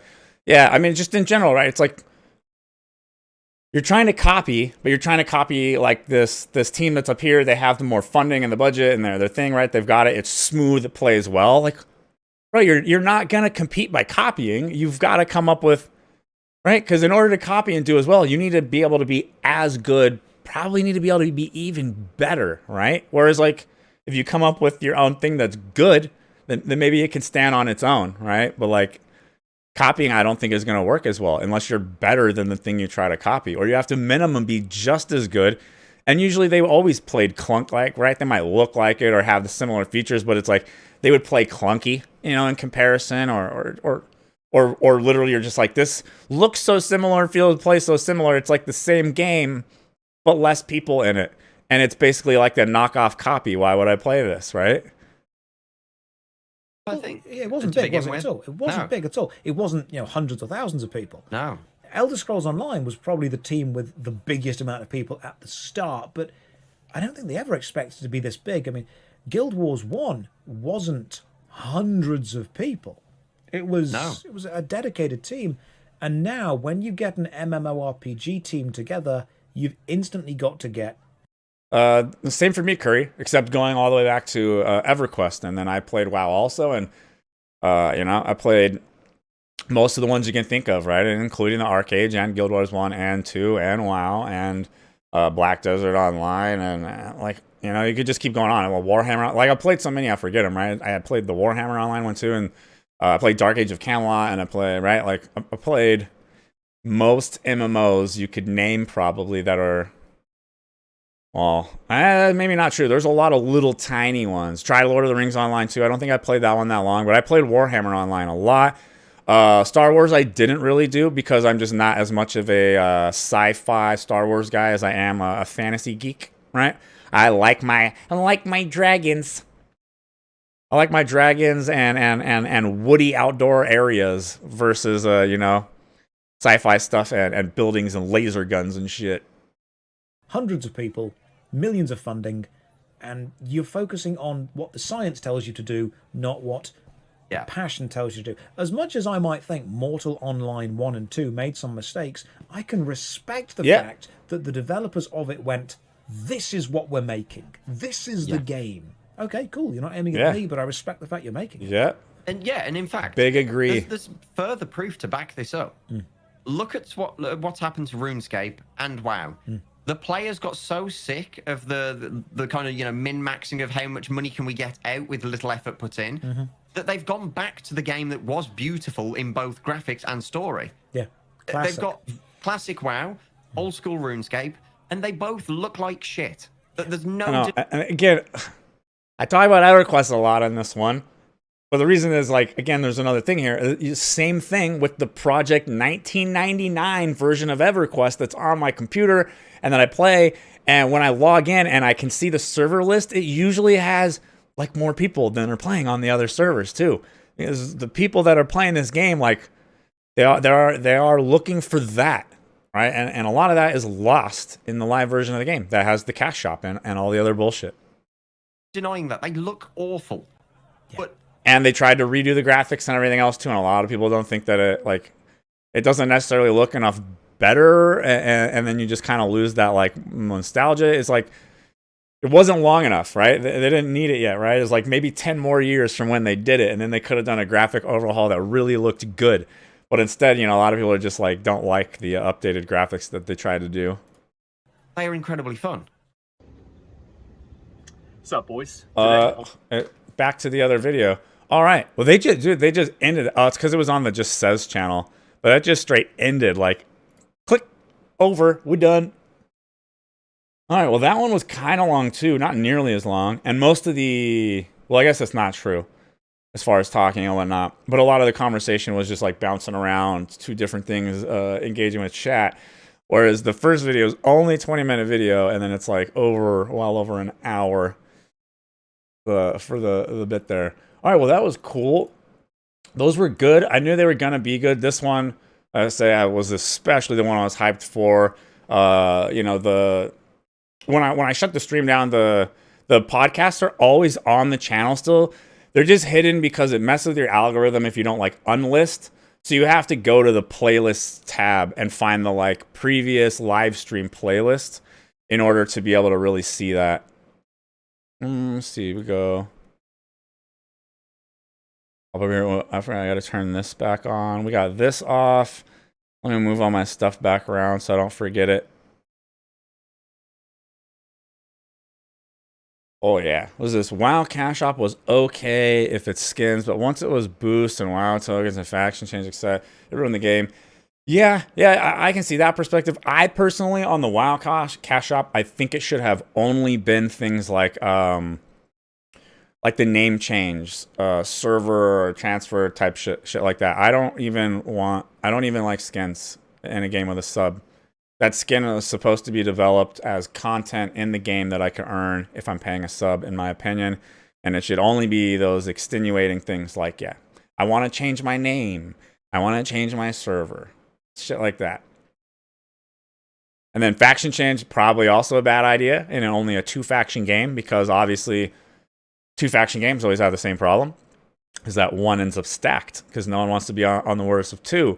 Whereas generally if you have at least 3, then things can balance out better. But when there's only 2, it's not usually very good. Yeah, I just think if you're paying a sub, dude, that anything like that is money you paid to develop that skin, and then you have to buy the skin. Yeah. Yeah, or I guess, like, oh yeah, you got to factor in, all right, it's the box and expansions and subs, whereas, let's say Ashes of Creation, they're talking about sub and cosmetics only, and no box price or anything else, right? So it's... I guess no one's going to do just a sub anymore, and that makes sense. They would have to make the sub price cost more, right? People forget that the sub price has been $15 since EverQuest started it. That's a long time for the price on something to not go up. Really, same thing for the cost of a video game. They're like one of the only things that don't go up with inflation, and we get upset about it. But that part I can understand. But I feel like if it came down to it, I'd probably just rather have to pay a $20 sub than there be a cash shop. Just because of all the other things that end up happening. Right? Okay, as soon as it's there, then it opens up the temptation for the developer to make the best looking stuff all in the cash shop, right? You know, and then the stuff you can earn in game probably won't look as cool, right? So that you'll hopefully buy, and Just these little things that aren't, it's like, it's not a directly bad thing happening, but these little things where you see like how it still hurts the experience.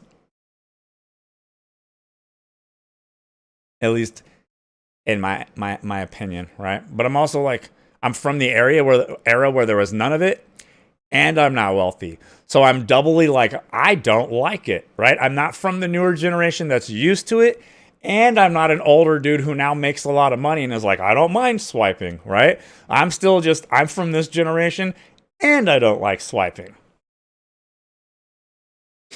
Like, people get upset that PS5 games are now like 70, but if the game has, yeah. That's kind of exactly what I'm talking about. At some point, those are going to have to go up. But I can see why people are upset right now, because currently there's a lot of QA issues when games come out, right? We get a lot of games coming out in a not finished state. And so then, yeah, like, I don't know, if your game comes out, it's good, finished state, like Elden Ring, really good game, amazing.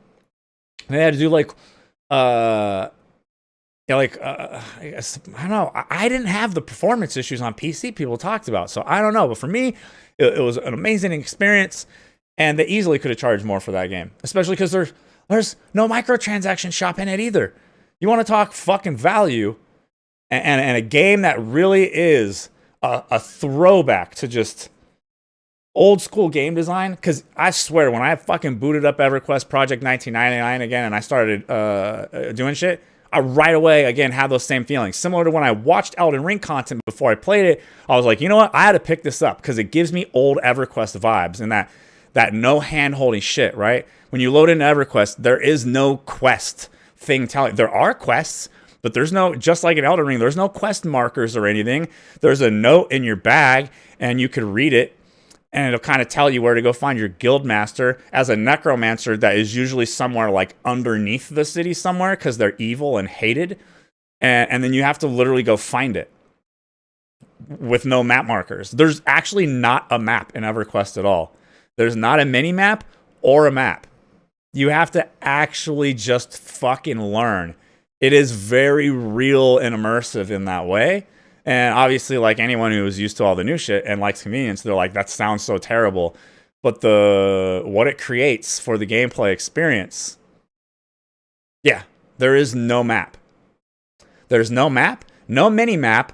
The only way to figure out your location other than learning landmarks and communicating with other players is a /location, which gives you like, you know, like the north to south kind of actual like longitude, latitude location.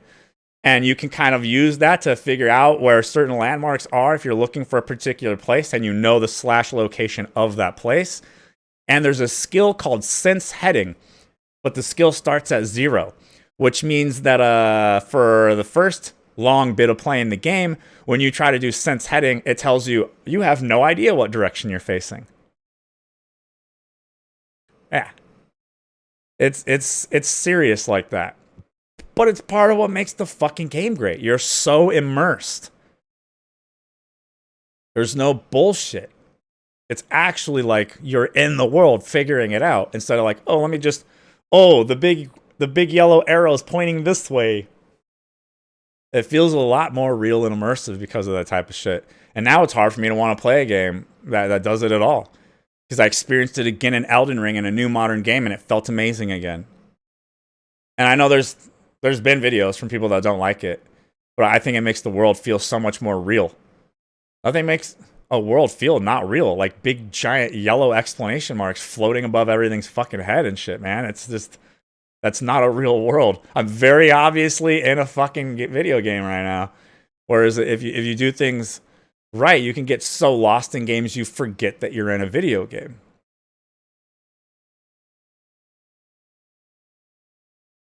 At least again, in my opinion. You know, it's been a long time, like with Elden Ring. It had been a long time since I played a game that legitimately made me lose track of time, look at my clock and be like, why is my stomach growling so hard all of a sudden?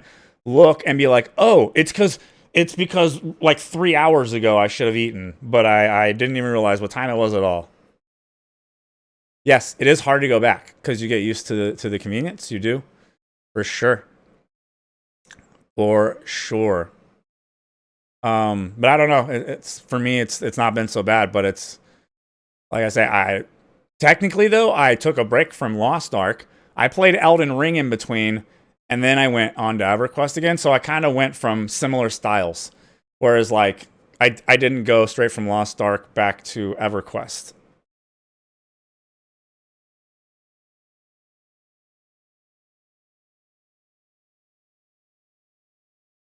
But yeah, I agree. It's a lot harder. I would say the map one is probably the map one's probably the hardest thing to get used to.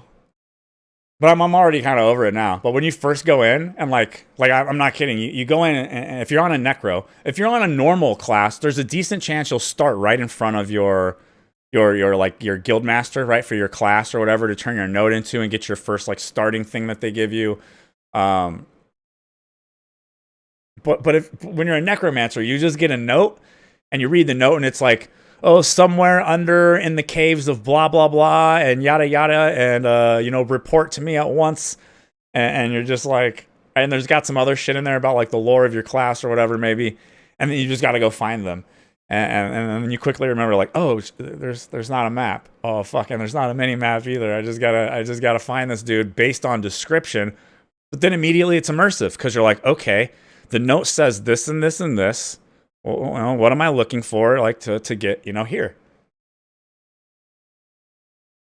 Yeah, you really learn the zone. You learn. Some of the dungeon design in EverQuest is pretty hardcore, too, though. Like, there's a dungeon called Guck, and it's basically known for being, it's challenging to learn, and you'll likely get lost and die there several times until you learn it.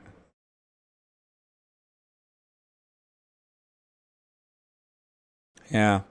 See, a lot of things are just pushed around. I think what it is MMOs used to be a lot more niche, right? MMOs used to be a lot more niche, and it was kind of like a thing that only really like hardcore players played, probably. And then now they want more money, so they want to be a lot more mainstream. And being a lot more mainstream means making things very quick and easy, so that someone can get reward cycles and dopamine triggers quickly, right? Because maybe they're logging on and they only have 1 hour to play, and you need to give them a lot of ding ding ding ding ding ding ding bling bling bling flashy light bling ding ding ding ding ding ding ding ding ding ding ding ding ding ding ding ding dopamine, right? So that they'll keep playing and they'll come back and they'll play some more. And it needs to be quick. They need, right? Like in EverQuest, getting that ding sound for your level, it's not even fast at level 1. It's not even fast at level 1. My Necromancer is like level 10 right now. Exactly. It is. Exactly. Great example. Great example. And you see my frustration with the loot system in MMOs, right? And this goes for Guild Wars 2 and Lost Ark and WoW and all of them, right? They're so into trying to give you the dopamine triggers to keep you playing instead of just the game being so immersive, challenging, and etc. All these different things that make you want to explore and do it. That they have to do all of this stuff. And then I am over here like overwhelmed and annoyed because I have to spend all this time going through the shit that it keeps showering me with because it needs to keep giving me dingy ding dings. And so that you end up with like 1,000 things in your inventory to go through. EverQuest doesn't even handle loot that way. Everything is hard. Like, it's not easy to come by. Maybe you'll get some trash you could start with a vendor or whatever. But like getting a good item, is it's like, holy shit, I just got a good item with actual stats on it. You put that shit on and you might wear that piece of fucking gear until you're level 60 and you go to like Plane of Hate and do a raid, Like that's how gear is in the game. It's all so meaningful. There's quests for items in like your mid-20s that you will literally use for the rest of the game. Instead of everything just being throwaway and constantly showered. But that's right. That's what appeals and works for other people. And for me, it gets tiresome and it doesn't feel as rewarding and fulfilling. Right. And I hate the whole gear upgrade thing where like, the Korean games like to just give you a, whatever piece of gear and then you just sit there upgrading it with RNG systems. I don't think there's any way that can ever feel as good as like the loot system in EverQuest where you got a rare drop And you don't have to do anything to it. There's no bullshit. You got the drop. You got the drop. The drop is yours. And now there's a good chance that you're using that piece of gear like for the rest of your time in the game. And you'll remember when you got it, right? You'll remember where it comes from probably fucking 10 years later after you even stopped playing the game, because it's such a powerful, memorable experience. Yeah, I just lost all my gold in Lost Ark. Now I'm in tier 3. Yeah. Yeah, there's a game you played in Quit because it turned into an inventory management system. That is one of the reasons I struggle to jump back onto Guild Wars 2 and play Guild Wars 2 like these days. Eventually I'm probably going to, because I think of the games that still have like decent population and stuff, it's probably one of the ones most in line with not all being super pay to win and shit. But it's not a difficult, challenging, hard game where death matters at all. That's one of the things that is, in my opinion, a massive failure of all MMOs that I can think of, except for EverQuest. And maybe like, was it like Final Fantasy 11 or some shit, or 12 or whatever was the other MMO one they made a long time ago? I don't know. But death basically is meaningless. It doesn't matter. So you don't have to try hard to play good or be careful. You don't get immersed because you're concerned or anxious. There is none of that. In EverQuest, I died several times by the time I was like level 2. I played Lost Ark all the way to endgame without dying once, because there's no challenge. Yep. Yeah, so the Guild Wars 2 inventory thing, when I try to jump back on, it's usually one of the things I'm like, I'll do it for a bit, and then I'm like, okay, I wanted to go World v World PvP. There's too much inventory. I'm going to get off. Yeah, I don't like it. But like, they all do that, because they're all following the same system of shower you with dopamine rewards constantly. Constant dopamine hits. It's no different than like social media, right? I don't know if you've noticed this, but social media sites, they don't give you all of your likes at once or whatever, right? Like, let's say someone liked your post and you got a notification for it, and someone else liked it, like, you know, right after that. So really it could have given you like, so-and-so and this person liked your thing. It won't do that. It'll tell you that one of them liked your shit. And then about like 30 minutes, maybe an hour or so later, it'll send you another one about the other person who liked it a fucking hour ago. Because they are trying to keep, just give you, right, fucking horse, right, the carrot and whatever, right? It's all the same thing. They're just, as soon as they think maybe you're going to start to lose interest, they'll send you out another one. Come back. Come back. Come back. Come back. And that's what they do with gear, except it's just constant. Right? It's just constant all the time. It's going to keep, and it doesn't have to be gear, right? It's just things. Things and dingy sounds. Rewards. Doesn't even have to be useful. Usually it's not, right? It just makes a nice sound and it gives you a thing. And you're like, ooh, yay. Better keep playing. I wonder what I'll get next.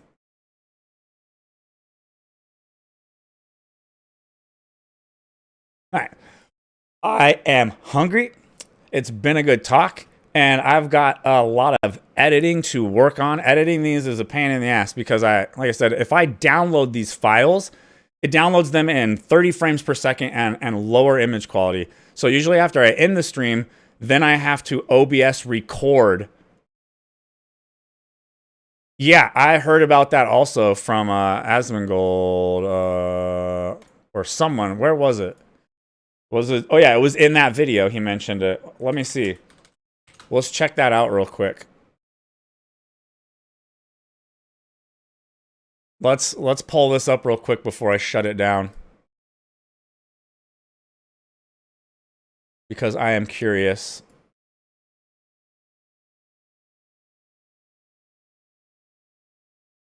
I don't even know how it's gonna be, right? Uh-oh, let's see, baby. All right, so it's gonna go to a video. We'll just go back over where we normally are then. And ooh, it's 10 minutes long. Jeez, I'm never gonna eat.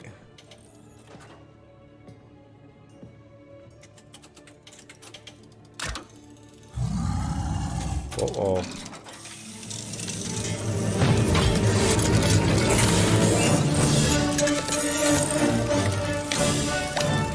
Of course, it's louder than like everything else.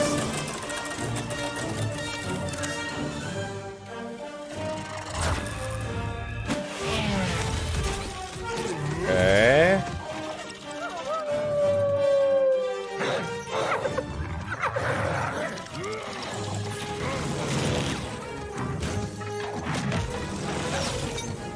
Is it? So is it not? I have a feeling is.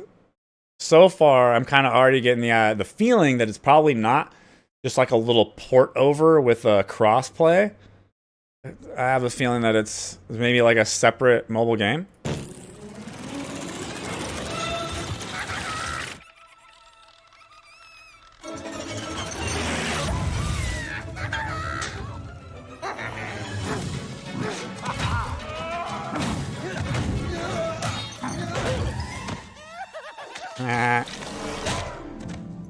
That's what I'm guessing so far, based on all this like different animation style and such.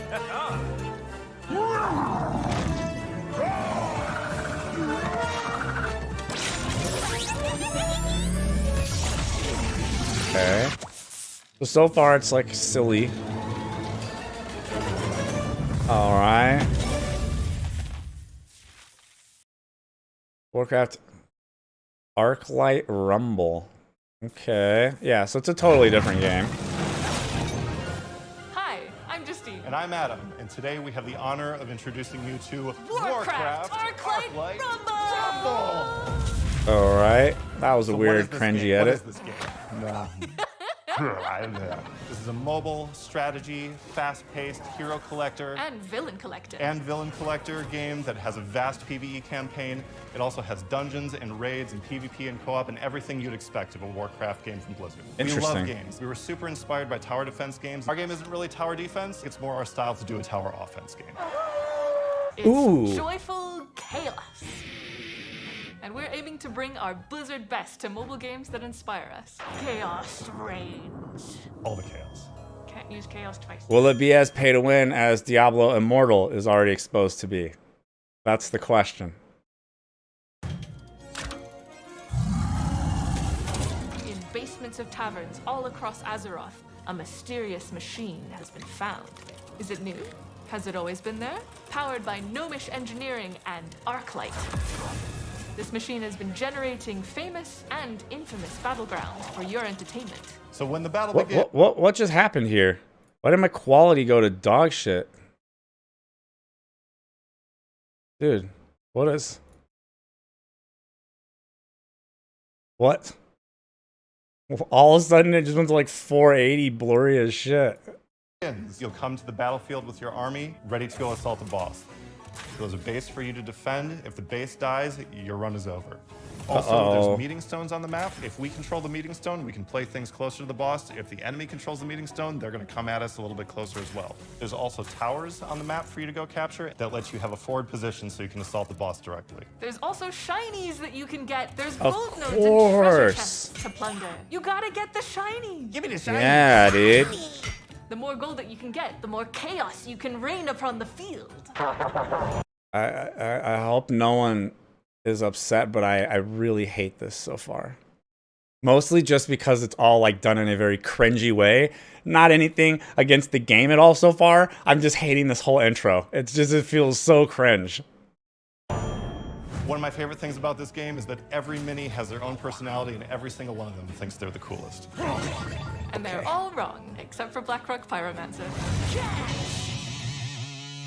In Warcraft Arclight Rumble, we have 5 families. The Alliance! This feels heavily targeted towards children. Just like the whole style of this reveal event video thing, whatever, and it just feels very, very, very made for children. The Noble Alliance with a lot of defensive units and spells. There's also the Horde, the proud horde that will overpower your enemies. Heed my call! But there's also Blackrock to sear a hole in your enemy's defenses. Let's throw down! Okay. There's of course the undead. who can bring a skeleton of troops to the battlefield. And beasts. We also have a literal stampede from the plains. Yeah, you know it, Perry. With all of the chaos going on with the troops, we need somebody to lead this rabble. Leaders are a way to cater your strategy and build a specific play style that suits Okay. you. If you want to play siege units, go for Sneed. I'm down. Sneed has a trait called Sneed's Greed that makes all of your siege units grab extra gold. My Okay. personal favorite is Rend. With his ability Black in the Sky, it makes all of your flying units 1 gold cheaper, so you can fill the air with chaos. Chaos. There are tons of strategies that you can assemble with this. There are over 60 minis for you to play with. But you don't need to have an understanding of Warcraft to be able to embrace the chaos. A sense of exploration and wonder should come across regardless. Can I Speaking play of as wonder, let's hologram? go play I a don't know, game. man. We're gonna do it live. I mean, it'll be edited later, but that's okay. Welcome to Jinroke's Swole Troll Isle. A test of strength. This is a fun map because I did the design for it and just. To be honest, I've seen enough already. Our I'm not animators and our interested. Character artists to make all this happen. There's so many people that go into making this a reality. The goal of the Swole Troll Patrol is to punch your base in the face. Smash that start button. Let's go. Oh my god, Here dude. comes a troll. He's coming down our lane, and the first thing we're gonna do is have some harpies go say hello. There's a kobold that's Is already this starting like the cringiest like video they've ever made for introducing a product? It's so bad so far, man. to steal gold over there. We're gonna let him go for that though. There's a bat rider coming, and we have a huntress. Let's play a huntress to help. us out a Again, little not bit. talking about the comes showing of the actual game. I'm talking about like the two people, the way they're talking about it, the shots, the way they're done. Everything about this is just like the whole time. I'm like, oh my god, dude. Every time they talk, it's another cringe. There's swole troll. Let's send out some chickens to meet that swole troll. But those trolls are definitely relentless. I'm actually gonna lose. No! Lose, dude. Rip. We don't make these maps to Rip. be easy. I thought you said you couldn't lose. You designed this map. Smash that start button. Let's go. All right, God, here comes dude. the swole troll, and we need some harpies to go Stop. take care of that swole troll. What are they doing? There's some are they chickens coming. doing? I don't care about those chickens. Isn't the like demographics on gamers that like it's like 25 to like 35ish is kind of like the most common? Why is this shit marketed to 8-year-olds? But that kobold, I do. That kobold definitely needs to get out of here. Need some more gold though. Let's go mine this area right here so that we can fuel our harpy addiction. All right, good. Have those chickens come in and peck that swole troll just like it's a snack. Oh my gosh, look at all of these units coming in here. But one chain lightning is all we need. Oh my gosh. Hopefully that kobold sneaks by. Aw. There you go. You know, take care. Wait, what is this? Oh, we're in overtime. Overtime. No worries if you want to stop yet. Super cringe, you know, take ammo. Yeah, I mean, we might as well make our way through it, and then maybe I'll edit it down and upload me cringing at this too. You know, we started it. We're gonna finish it before we get out of here. All right. Down to the wire. Harpies, come on. Time's running out. Too close. All right, all right, all right. Let's do a wombo combo. Brilliant.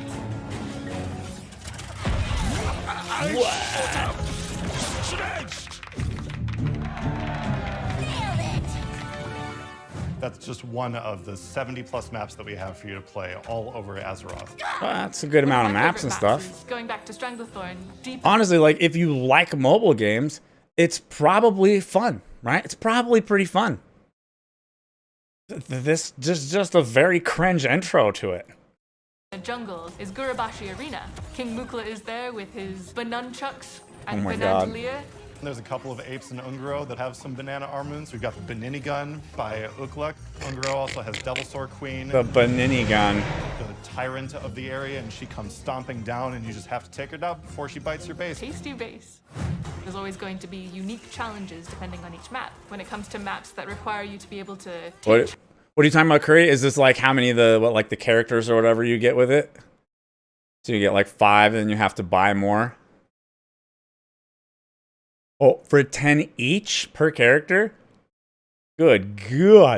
charge of the high ground or combat massive cannon bombardment from a ship. There's so Well, many mobile ways you games can are customize about your making units money. using talents. Their abilities can be augmented in all different... Oh, you're guessing for the maps? That would be very interesting, actually. That's a good point. Very interesting.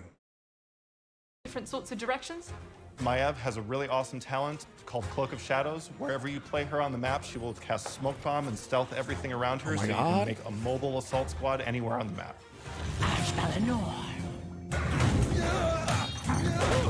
Warcraft. Warcraft! Arclight. Arclight! Rumble! This game has so many ways to play, varied content every single day, every single week. You get to play a new dungeon every week.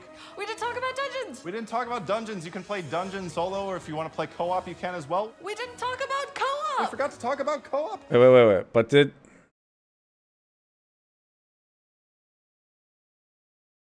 Combat massive cannon bombardment from a ship. There's so many ways that you can customize your minis using talents. Their abilities can be augmented in all different sorts of directions.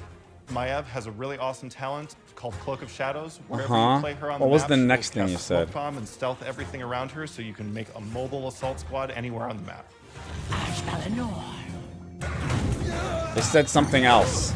Warcraft. Warcraft! After this cringe bit. Rumble! This game has so many ways to play, varied content every single day, every single week. What does this mean? You get to play a new dungeon every week. What is that? Do you get to play it as much? It's not like a weekly lockout dungeon thing you only get to do once a week, do you? Is it that kind of shit? And then maybe you have to pay for like more? We didn't talk about dungeons! We I didn't don't talk know. about dungeons. You can play dungeons solo, or if you want to play co-op, you can as well. We didn't talk about We co-op! forgot to talk about co-op. Co-op, you can join a guild, you can play with your friends. You can join a guild and you can fight your friends! Fight. You can go play raids with them. There's so many things to do in this game. Dude, We didn't talk about raids! literally made Just for gonna have to stay 8-year-olds, tuned for this more information, video. aren't you? Closed beta is coming to limited regions soon, so keep an eye on social media for more information. On behalf of the team, we are so excited for you guys to get your hands on this, and we really look forward to your feedback and input. Thank you so much for hanging out with us. Okay. Enjoy the joy. Enjoy the chaos. The chaos! It never ends! Wow. Chaos. Nope, we can stop. Why is this video so laggy too? It's because it's on their website. I should have opened that on YouTube, because every time I wanted to like pause or whatever, it was bad. Right? He probably already watched it, but I'm sure, right? You know, his editors are on it. Like his shit gets up a lot faster. I'm kind of, man, that's. Can you imagine what that's like? Get at that level where you just do the stream and you've got money to just be like, yo, editors, you do that shit while I keep streaming, versus having to get off this shit afterward. I'm gonna have to spend an hour OBS recording just the first part where I talked about the Asmon video.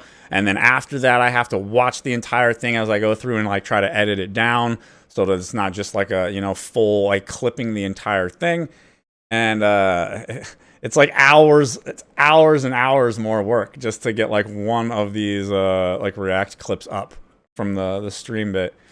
Whereas like the dude will be on there streaming still, and he just finished talking about like 15 minutes ago, and you look at his YouTube and the editor's got it up already. But I'm really curious too, because my opinion was cringe. The game looks like it's probably going to be fun for people who enjoy mobile game stuff. But overall, cringe. Cringe is my feeling that I had toward the entire video thing, which is what I'm curious to see the opinion on, right? Is this video announcement more than the game itself? The game, it's like, it's a mobile game. It's got like WoW character stuff in it, but it's absolutely nothing like WoW at all. It's just a Warcraft theme, you know, Warcraft IP, you know, theme characters and such. Well, a mobile game. A bunch of people will probably have fun with it. It'll probably have a shitload of monetization in it because it's a mobile game. Yada, yada, yada. The video was terrible. All right. And with that, I am super hungry and beyond when I was going to go make food. We extended it a bit so we can get that in there. Appreciate you guys hanging out, chatting, and all that good stuff. I'll see you in the next stream later this week. Have a good one, guys.